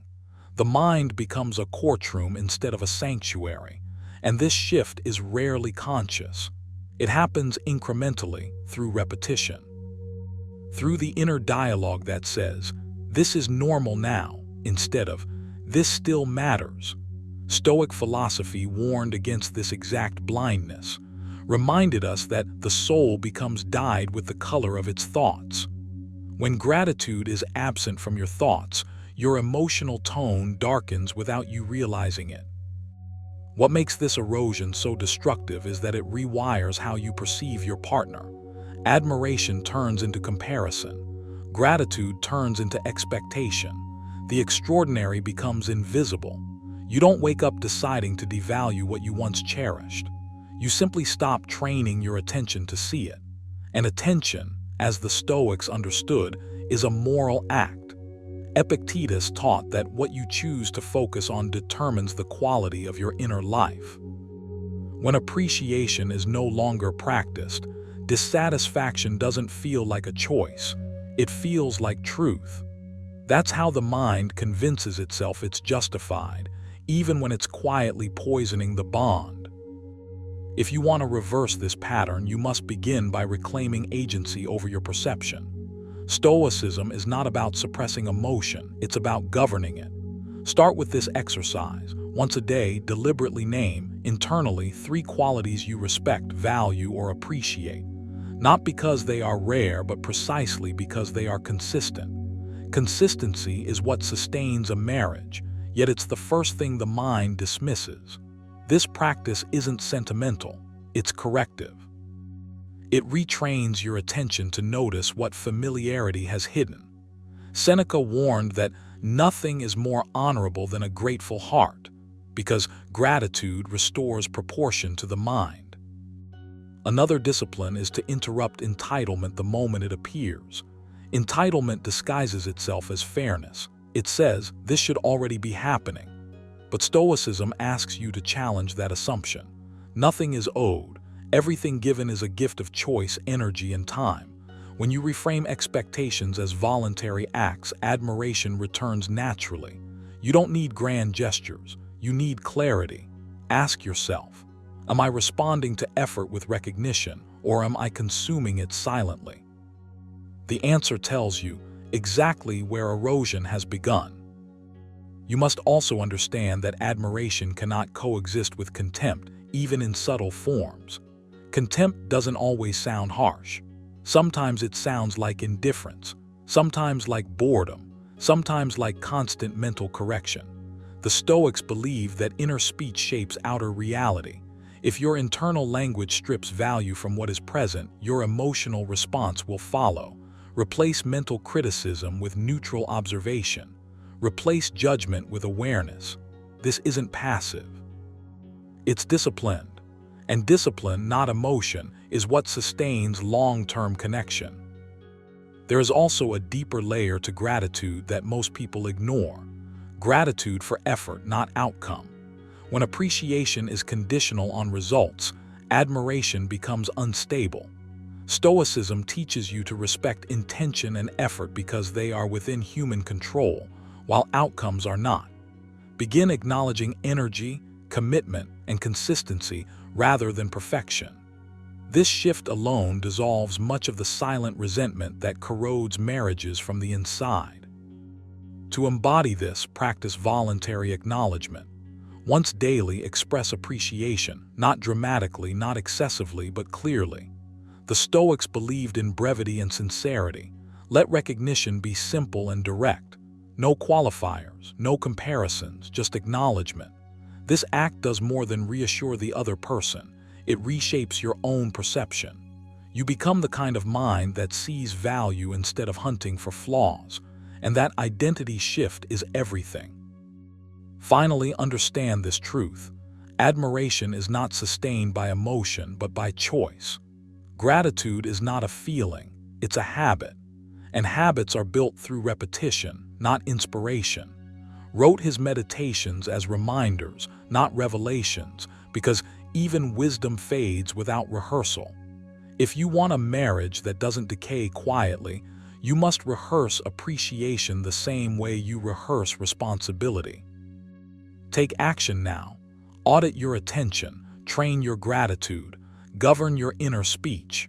Restore admiration before resentment convinces you it's too late, because erosion is reversible, but only if you catch it while it's still silent. Before you react, pause. This video wasn't about blaming, it was about seeing clearly. Most marriages don't collapse from one dramatic betrayal. They erode quietly, through unchecked emotions, silent resentment, power struggles no one wants to admit exist. And once you understand how that erosion happens, you stop being a victim of it. Here's the uncomfortable truth. Awareness is rare, and rare awareness creates rare outcomes. If you can recognize these patterns early, you gain leverage. Not to control, but to choose wisely. To set boundaries. To lead with calm strength instead of emotional chaos. Remember this. You are not here to beg for harmony. You are here to build it through clarity, self-mastery, and standards. And whether you're married, single, or deciding who deserves access to your life, what you've learned today gives you an edge most people never develop. If this video made you think, even if it made you uncomfortable, that's a good sign. It means you're ahead of the curve. If you want more truth like this, unfiltered, grounded, and rooted in psychological reality, make sure you subscribe. Watch the next video. Don't ignore the patterns that destroy most lives. Because the man who understands reality is the man who never gets by it.